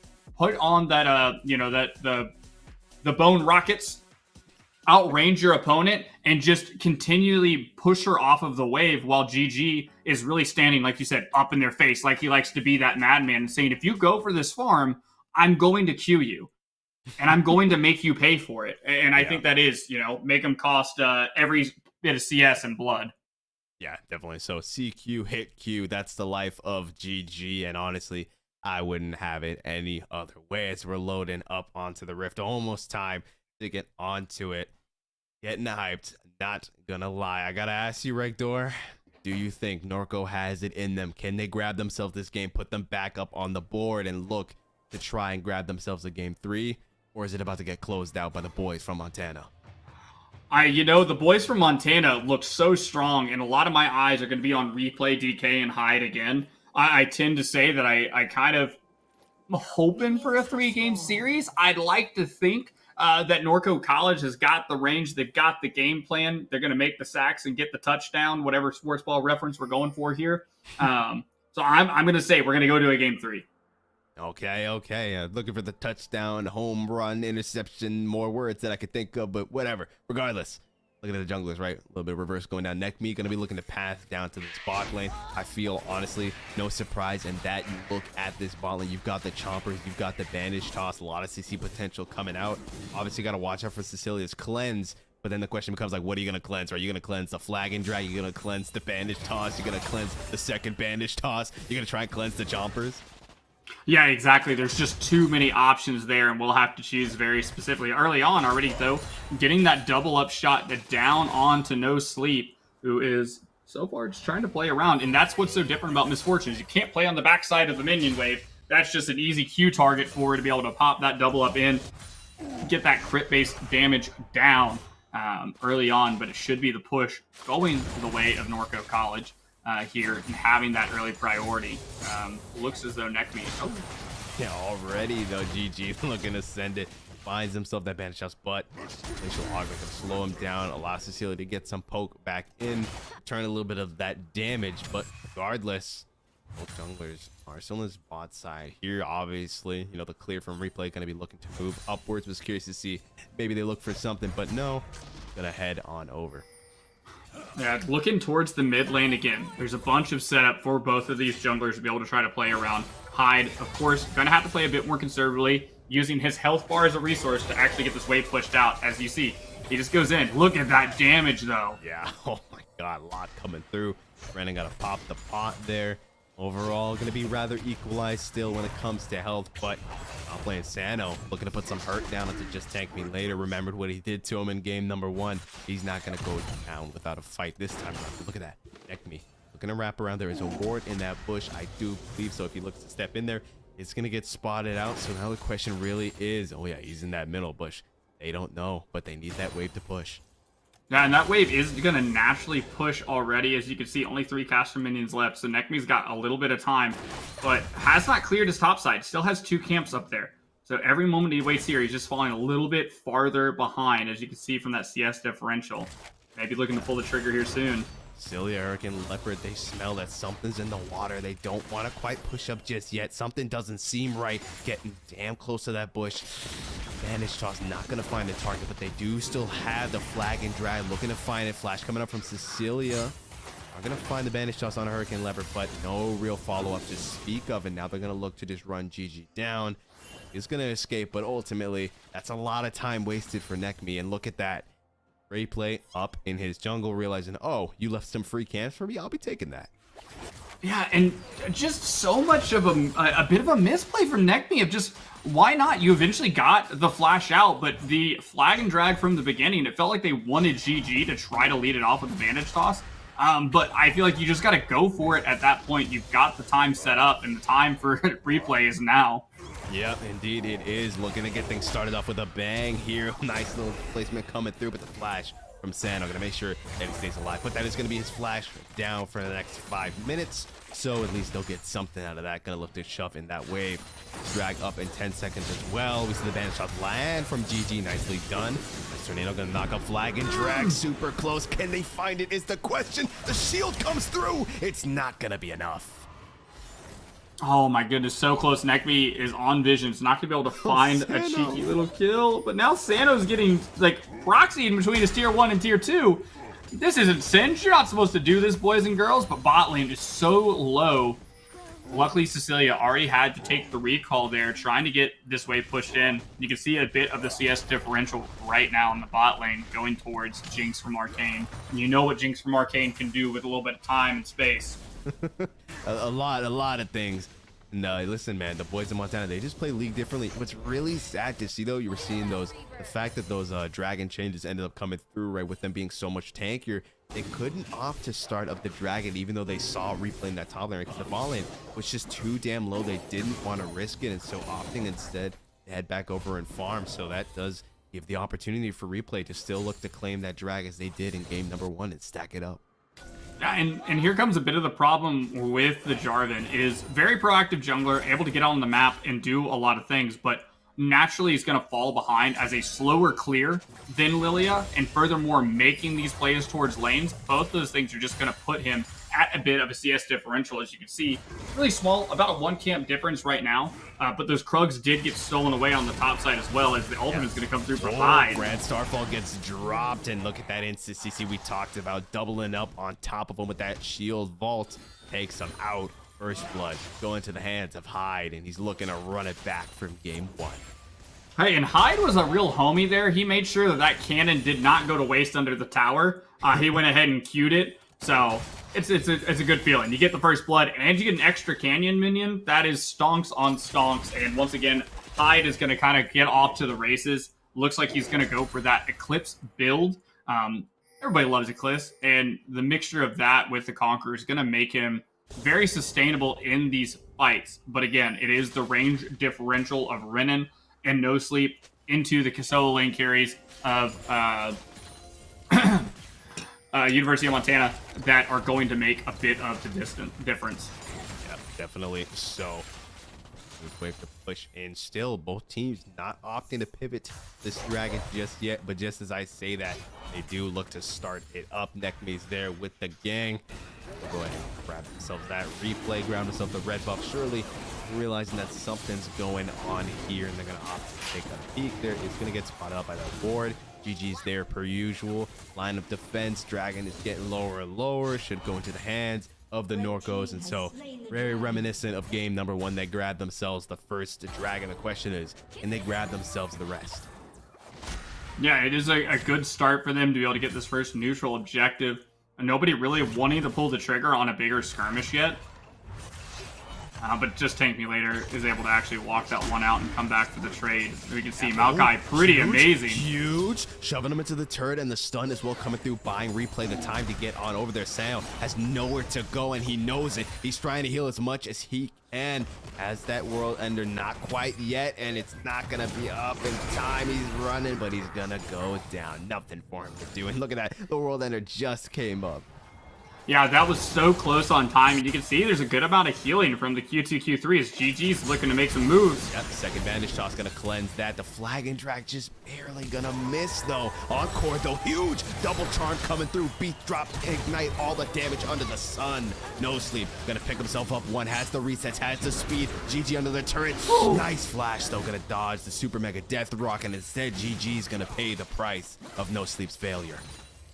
Yeah, the flash at the last second to dodge the Super Mega Death Rocket, and the fact that they didn't actually do, Hurricane Leopard didn't auto-attack GG once, so the kill still going over to the ADC to keep it even. Is going to get a death on the play, but still going 1-for-1. As you can see, has the pickaxe plus Noon Quiver. I think No Sleep will probably opt into those tier 2 boots early on here in the matchup, and that should be a pretty well executed play overall, but they had to invest so much on the bottom side of the map here. 2 or 3 ultimates used in the play. Yep, definitely. So here, let's get grabbed. Don't sound looking a little drowsy to me. Looking to go in, shield ball, stun him up. So much damage. Where did his health bar go? Doesn't even get the chance to pop the world ender. His world just got in. And once again, this is Replay, DK, and Hyde putting on the moves, putting their carry pants on here in the matchup and just being involved everywhere on the map. Hyde not choosing to rotate to Renan's play on the bottom side has allowed him to catch back up and be even in CS, and now with his 2 kill, has the Grand Starfall available. Maybe look to affect the map with that now after they get this push out. So, and I'm just noticing as well, just tank me later with look at that first item as well. Sano is probably crying right now. That's going to be like 80 armor right on top of it, making this tanky Maokai so much tankier. So Sano is just going to do absolutely no damage to him if you can't find some kind of angle to get ahead. And it's kind of sad to see, because I feel like we talked about in the draft, we assumed that we would be seeing a lot more of this sort of prioritization coming into this top lane. We're trying to get Sano ahead, but so far, NECC just really hasn't been able to find any opportunity to get up there. As Hyde looking for an opportunity to get the kill into Renan here, gonna go stun him up, toss him over, and down he goes. Hyde is gonna eat the dirt. You see the ulti coming out from No Sleep, but it's not gonna be. Yeah, and there's not really a huge sense of urgency, for a lack of better terms, out of NECC. We've gotten 2 ganks down on the bottom side of the map here, or sorry, 3 overall. Resulting in 1 kill and a few summoner spells blown along the way. Did set them up to get the first Drake, but now just going back into the clear. Did pick up the Umbral Glaive, which has been a newer thing, as Sanos once again kind of popped the world ender. Yep, looking to maybe go into the Turbine on the bot lane though. Curse of the Sad Mummy, nice bandage toss to negate the monsoon coming through. Look at the range from No Sleep, does get hit by the tornado. There's no way Cecilia lives, but he will indeed. And GG once again gonna pay the price, saying GG in chat, my ADC does no damage. Yeah, a little bit more powder than Jinx at the moment here, trying to get these kills secured, but not there yet. Still just 1 item. This is a hyperscaler. This is the one that you want to get to that IE breakpoint, that 3 items. But look at the early game focus. 4-0 on Hyde now. He can't build any walls, but he can sure as heck break them down here with that Grand Starfall. Yep, definitely so. And we've been seeing him do it time and time again. We've seen it in the top lane. We just saw it in the bot lane. There's no place this man can't go, and there's no kill this man can't get. Yeah, right now he's made and killed somebody in all 3 lanes on the map. All that's left to do is to walk into the jungle and ruin NECC's day, and I think he's got the full gambit, you know, going on here. Just 15 seconds until the Drake is up, and it feels as though the way the winds are shifting, that it is going towards the side of Norco College Red. Yep, definitely so. With that drag about to be up as well, 8 seconds left on the clock. And see Norco obviously positioning themselves into a spot here in the river where they have control. Now, that means it has to come to them. But look at that, they're about to lose it real quick. Encore gets stopped. They're going to try and single out High, but they're not going to find anything. Bullet time running through on this. So much damage. A triple drowsy. They'll go 1 for 1. They're going to go 2 for 1. But look at that. It's Cecilia's time to shine. Grabbing himself a double kill, and they say, yeah, live to tell that story. We're grabbing ourselves this drag. Renan throws the Encore directly at Hyde, and that's it. That's the only one. He has the Merc Treads, so the charm is lessened even more, and it's just pulling you towards, you know, you don't want Hyde near you. You don't want to pull him towards you. You want him to go away. But that easy flank from the top side mixed with what has been just beautiful lilting lullabies from Replay DK really sets it up to where Cecilia is playing on easy mode. Really easy to auto-attack things when they can't auto-attack you back in the process. Now 3-1 has the money for that Kraken Slayer and is going to be quickly pulling ahead of what is No Sleep in the item game right now. Yeah, really unfortunate Reddit didn't have that Encore to try and cancel that bullet time we talked about. How he's going to want to just find that pocket, sit in there, press R, watch the money roll in, and he did exactly that, picking up a double kill. 3-1 now in comparison to No Sleep's 1-1-1. No Sleep does still have a little bit of that farm advantage at the moment, but that gap is definitely closed with that 600 extra gold. Yeah, and especially at the 14-minute mark, right? We no longer have the resistance of the tower. Plate gold is now gone. We're even up in Drake's, and the gold is a 5k difference, even though there is those individual CS differences, and a lot of it's just on the back of pure blood money. Just kills is creating this map advantage. And we watch the ult come through again as Renan does not want to be here. He's going to burn the flash. Yep, going to burn the flash, but they're going to burn his HP bar. Speaking of kills, there's another one, and you know who it's going to, Regnor? That's right, Hyde. Yeah, Hyde is... I didn't know that was a threat when I saw their username, but that is the thing. You need to be gone. You need to not be near this man. Has the Eclipse plus another Dirk on top of it here. There's a lot in the pain train as the Chompers are going to slow down No Sleep. No Sleep walking back into the bowling ball. I mean, come on. You don't need all that just for one ADC. Down he goes. The replay, though, never mind the replay, the re-engage, I should say, might find replay, but the Monsoon gets dropped by Hurricane, keeping him alive. Next me, how to eat the dirt, tries to smite the ground for health, but it's not going to be enough. And even they're not safe under the turret, Rector. There's nowhere where they're safe. When he said hide, he meant it, but he meant hide in your damn fountain. Hyde ran past GG and said, I don't need you right now. I'll come back for you later. Picks up the kill on NECC and then turns around to finish it off. And just all things are going the side of Norco. That's all there is to... no, I'm sorry. Yeah, University of Montana.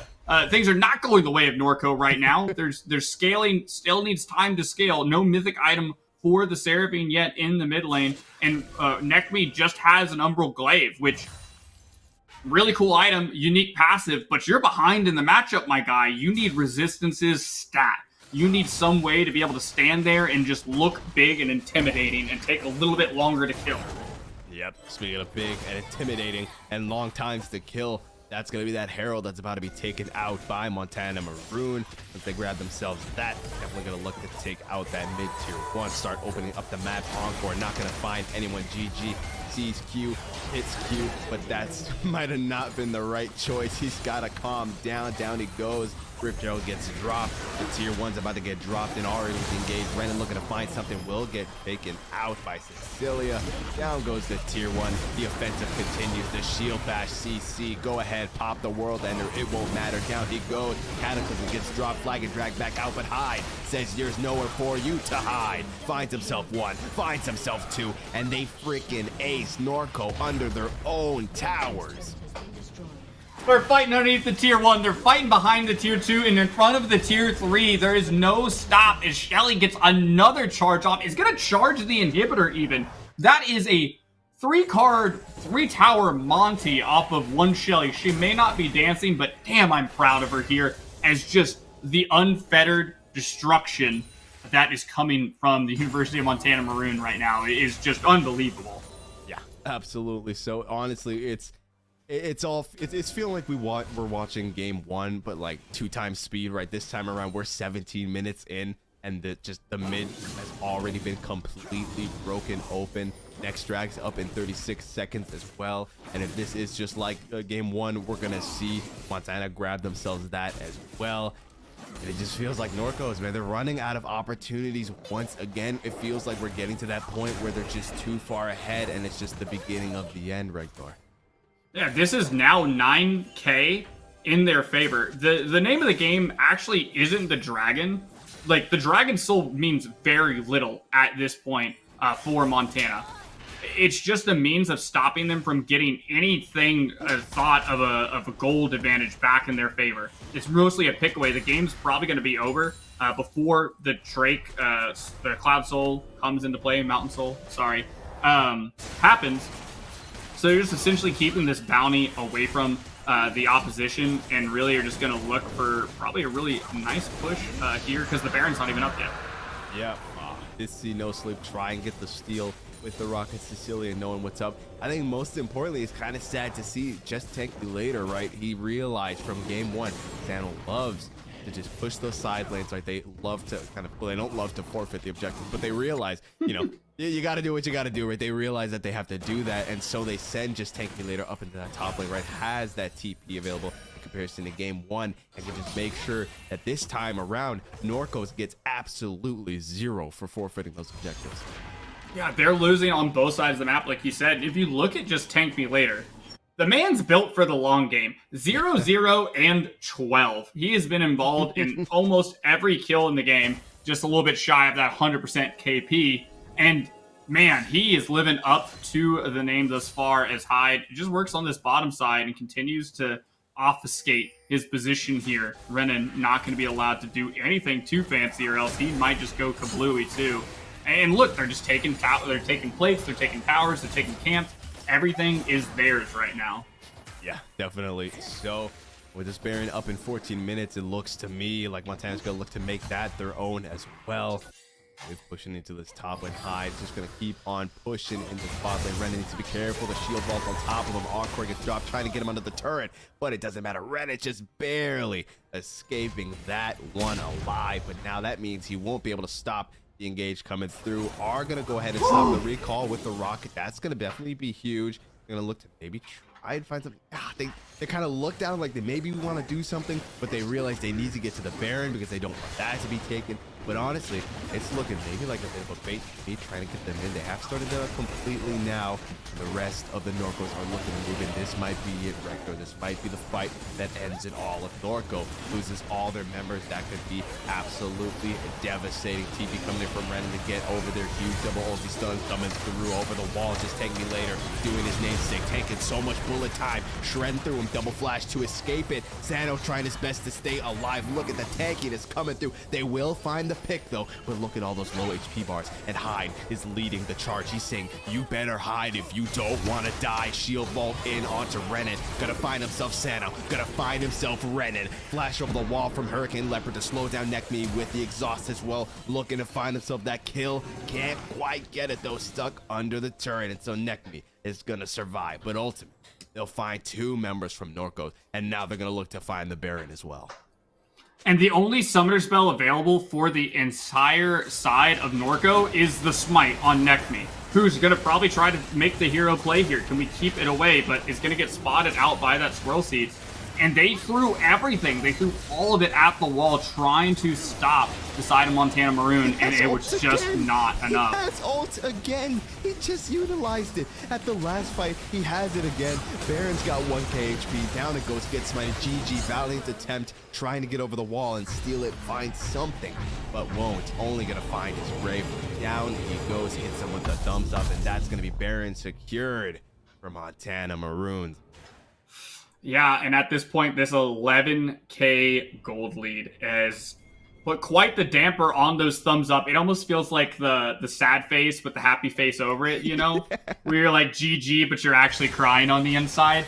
It has been absolutely just look at the bounties on the side of Norco, and that kind of tells you the story. This has been, once again, Replay, DK, and Hyde going on a spree. And this time, Cecilia able to get into the mix. Not a full Medjai's yet, but that is 10 chapters in the book so far as they look to siege up on the enemy base. Yeah, that book looking very knowledgeable right now. Ty Lopez would be proud. And honestly, all of Montana is going to be proud if they keep this up, looking to keep themselves undefeated. They're 3-0 at the moment. They're looking to make it 4-0. And now they're looking to find themselves this bot tier 2, have those empowered minions, but don't want to play things safe. Don't want to give over any of those juicy shutdowns. I'm looking at the 500 on Cecilia, the 400 on Hyde. If I am on the side of Norcos right now, good God, I need that money. Yeah, that is definitely, they need some sort of infusion here, but thus far, no way to really find it. No way to really engage on the enemy team here. As Hyde's going to continue to siege up on both sides of the map. It looks like they're going to have to try to make a play on the bottom side. At least get something done here. Maybe stall it out a bit longer. Yep, not first drag, fourth drag. I can't do math. I'm not mathematically inclined. It is what it is. Fourth drag is up and available. Montana's just going to pivot on over, and once again, nothing Norcos can do. You'll love to see once again, right, Hyde shoving in that wave top lane, making sure that Sano can't even get the push going to get that tier 1, which is still standing at the moment. Once again, they won't get anything. NECC won't even get his own blue buff, for Christ's sake. The dragon goes down, and that early dragon that Norcos picked up is the only saving grace for the fact that they don't have soul yet. But someone needs to save NECC, who's burning and getting lower bullet time. They're going to find themselves 2 kills. Everyone's going to get out alive. Yeah, the Grand Starfall picking up another 13-1 on Hyde. Jesus. They are in control of their destiny. They know what they need to do as they have a little bit of time left on this Baron buff to get down this tier 2. They've been fighting over it. They've been diving in between towers since like minute 5, and they haven't stopped since. But if you just kill the towers, it is a lot easier to fight around them. Definitely, it's a lot easier to fight around the wreckage here. Looking to push this tier 3 as well. A couple of seconds still before NECC gets up. Need to wait for this next minion wave where they can look to keep on pushing. Definitely still careful. Those turrets are no jokes, even when you are just tank me later. And we've seen that he doesn't care much for turrets. No, turrets is not what they want to see. They just want carnage and wreckage. And like you said, there is a litany of standing gold on the map for the side of Norco College. Like all the tier 1s available, all the tier 2s. They're just not allowed to walk up that far right now. Look at this. They're making a controlled effort as a team to walk into their own jungle and try to get some sort of vision control back in their name. But you can see all of those little beam friends, those saplings, creating pockets of vision and just general annoyance. Since Maokai's shifts in power, saplings don't do nearly as much damage, but they still are super annoying and do provide a bit of vision around the map. That's when you know you're in a rough spot, when you need the whole squad to clear out your own quadrant. Like, that's when you know you really can't go anywhere. Look at that. They clear all that vision. There's still so much vision to go. Look at the bot side of the map, right? 3 control wards locking it down. I'm seeing at least 2 more maybe zombie wards there as well, making sure that there are absolutely no gaps in the vision of Montana, allowing them to make these plays, make these flanks, and just make the win happen. Yeah, and the worst part about this too is that there isn't any actual push going on because none of the inhibitors have fallen because there is no super minions. They continue to watch their waves push out and away from them, and they can't go collect it. They can't touch that. They'll die. So Sano right here might be in a bit of trouble as he tries to, defend this one bush as they're slowly, like a boa constrictor, just wrapping their wallet around the rift and pushing towards the side of Norco College. Yeah, definitely so. Not too much Norco can do at the moment. Need to find a way to get out of the grasp that is just choking them out at the moment. And now, they're not even going to go for this tier 3. Nice triple charm. They're coming through. They're going to buy themselves some time to flash over the wall to make sure that just Tank Me Later is section away from his team, trying to find something to look how tanky he is. Bullet time, going to bait him in. A lot of damage coming through. Flash over the wall. They can't even find the kill there. And instead, they're going to die. Sano goes down. A lot of low HP bars. Trying to find Hyde, but that's going to be a double kill coming through. Can they take him out? No, they can't. He heals too much. He shields too much. A quadra kill coming through from Hyde. He said, listen, man, did you not read the name tags? Just Tank Me Later is going to force Rena into his own fountain there. Nothing that they can do. And with that, they're going to find themselves the top tier 3. They're going to find themselves the inhibitor. And now Renan is the last thing standing between the Montana Maroons and being 4-0. Couple of turrets left standing too.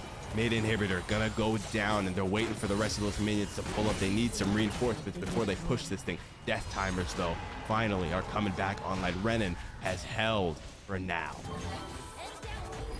Just Take Me Later took a magical journey into the enemy base, and he died for the second time, but it wasn't from the skirmish. He died to the towers there. Probably trying to help Hyde maybe secure the pentakill. Sadly, no penta, only a quadra here, as he is 17-1-5. Yeah, they recall. Baron's on the map. You can see the side of Norco is going to jet over there, try to get some early vision down, try to do something. But you got to think, if you're the side of Norco, I think we're done passively losing the game. Let's actively do something, make our final stand, because that's all there is to it. That's where we're at in the game. No IE on the Jinx yet. 2 items can finish on the Seraphine. This is about as strong as they're going to get in the foreseeable future, so it's time to choose where you're going to make your stand and deliver. Yeah, definitely so.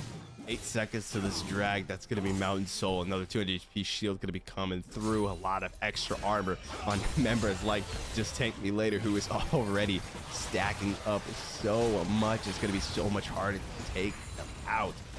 Honestly, Norcos, they need a miracle right now, Ragnar, and a big one. I think their miracle is they're going to try to sneak the Baron while they go for the soul. But the dragon's already dead. Oh, wait, what? It literally just came up and it's already down. And so Norcos knows it's only a matter of time before the rest of Montana pulls up, and they're here, right now. Triple encore coming through. Grand Starfall hide in the back line though. Bullet time shredding right through them, and down they go. But the Jinx reset city. The train's leaving, but they are gonna find themselves at least a kill onto the Jinx. And with that, that's all the hopes of Norcos down. We do it different in Montana, they say, and the Montana Maroons are marching into the base. This time around, it's all up to Sano, heading back to base with the recall. Needs to heal up, and he's got to give this final stand. Healing coming through. It's all up to him. Can he make it happen? It's not looking likely. No, he cannot. He goes down, and with that, the Maroons are gonna stay undefeated, 4-0 in this series with a dominating performance, Rick Gore. Dominating is a word to use there. Dominating, devastating, destructive, decisive. There's probably some more D's in there. The 5 D's of dodgeball this game were not abided by, that's for sure. Because try as they could not dip, dodge, duck, dive, or dodge away from Hyde and replay. They're insane. I would say probably one of the best jungle mid duos that we've gotten to see across the past 4 weeks. And their pressure over side lanes, their use of their tempo in the jungle and in the mid lane just led to where you were getting suffocated. There's nothing that you're allowed to do on the map because they're there to punish you and match the play every time. Yeah, it was I'm at a loss for words. You're casting my jaw, right? That should really just kind of, that should really cement just the fact of how just exquisite the gameplay was.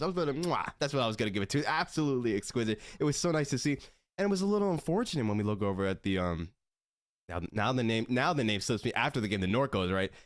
We talked about how we felt like we were gonna see a lot more sort of priority coming into the top lane, right? With the Aatrox, we didn't really see any of that, honestly. NECC, it felt like he wasn't even top lane once, really. He might have been there maybe one single time, but really he was down in that bot lane trying to make something happen. And even then, they couldn't make it happen with GG on the Amumu. Yeah, it was really just a bit of indecisiveness from the side of Norco, mixed with, you could see the stark difference between jungler with a game plan. This is what I'm going to do in the early game. This is the prio lanes I'm going to play for, and this is how we're going to get through these parts of the game, versus I've got J4, I've got an idea, but nothing really comes to fruition. And then you also opt into the damage before the resistances. And so you just find yourself in a point where the game is just slowly but surely slipping away. But a lot has to go to the side of, excuse me. Gosh, I'm at a loss for words too, because you have to give a lot to Montana Maroon here for the fact that they played exquisitely and they didn't go outside of their win condition. They didn't go outside of their power spikes. They didn't do anything half-baked. They full-baked it, and they sent it every time. And due to that, I mean, they lost 0 towers, 0 neutral objectives, and I think only 5 deaths in the whole game. Yeah, and overall, it was great to see. They just adapted so well as well. And normally you see kind of, when they take game number 1, they're like, okay, we've got this in the bag. We're just going to run it back. No, they adapted their tactics as well, right? Just tank up in the top on the Maokai with the TP. making sure every single time that Zeno, right, can't even push. He can't get those objective bounties on the turrets on the sideline like we saw in game 1, which is what kind of, I feel, allowed Norco to kind of stay in there a little bit longer and kind of draw the game out. This time around, they said, no, sir, you don't get anything. You don't even get to be in your own jungle, for Christ's sake. Yeah, absolutely. They stripped away the resources from the enemy teams and now move up to being undefeated in the division. Yep, definitely so. And I don't know if anyone can take these guys out. They do things differently down in Montana. I don't know what they eat for breakfast there. I don't know what's in the water, but my God, it makes them just absolute menaces. And so they will be staying undefeated in week number 4, going 4-0. Someone else is going to have to take these guys out, but we're going to have to wait a little bit longer to find out who that is going to be, because that is going to be it from us here tonight with this best of 3 series. Regdor, thank you so much for being with me here once again. Thank you guys for watching. Hope you enjoyed yourselves. Have a good night.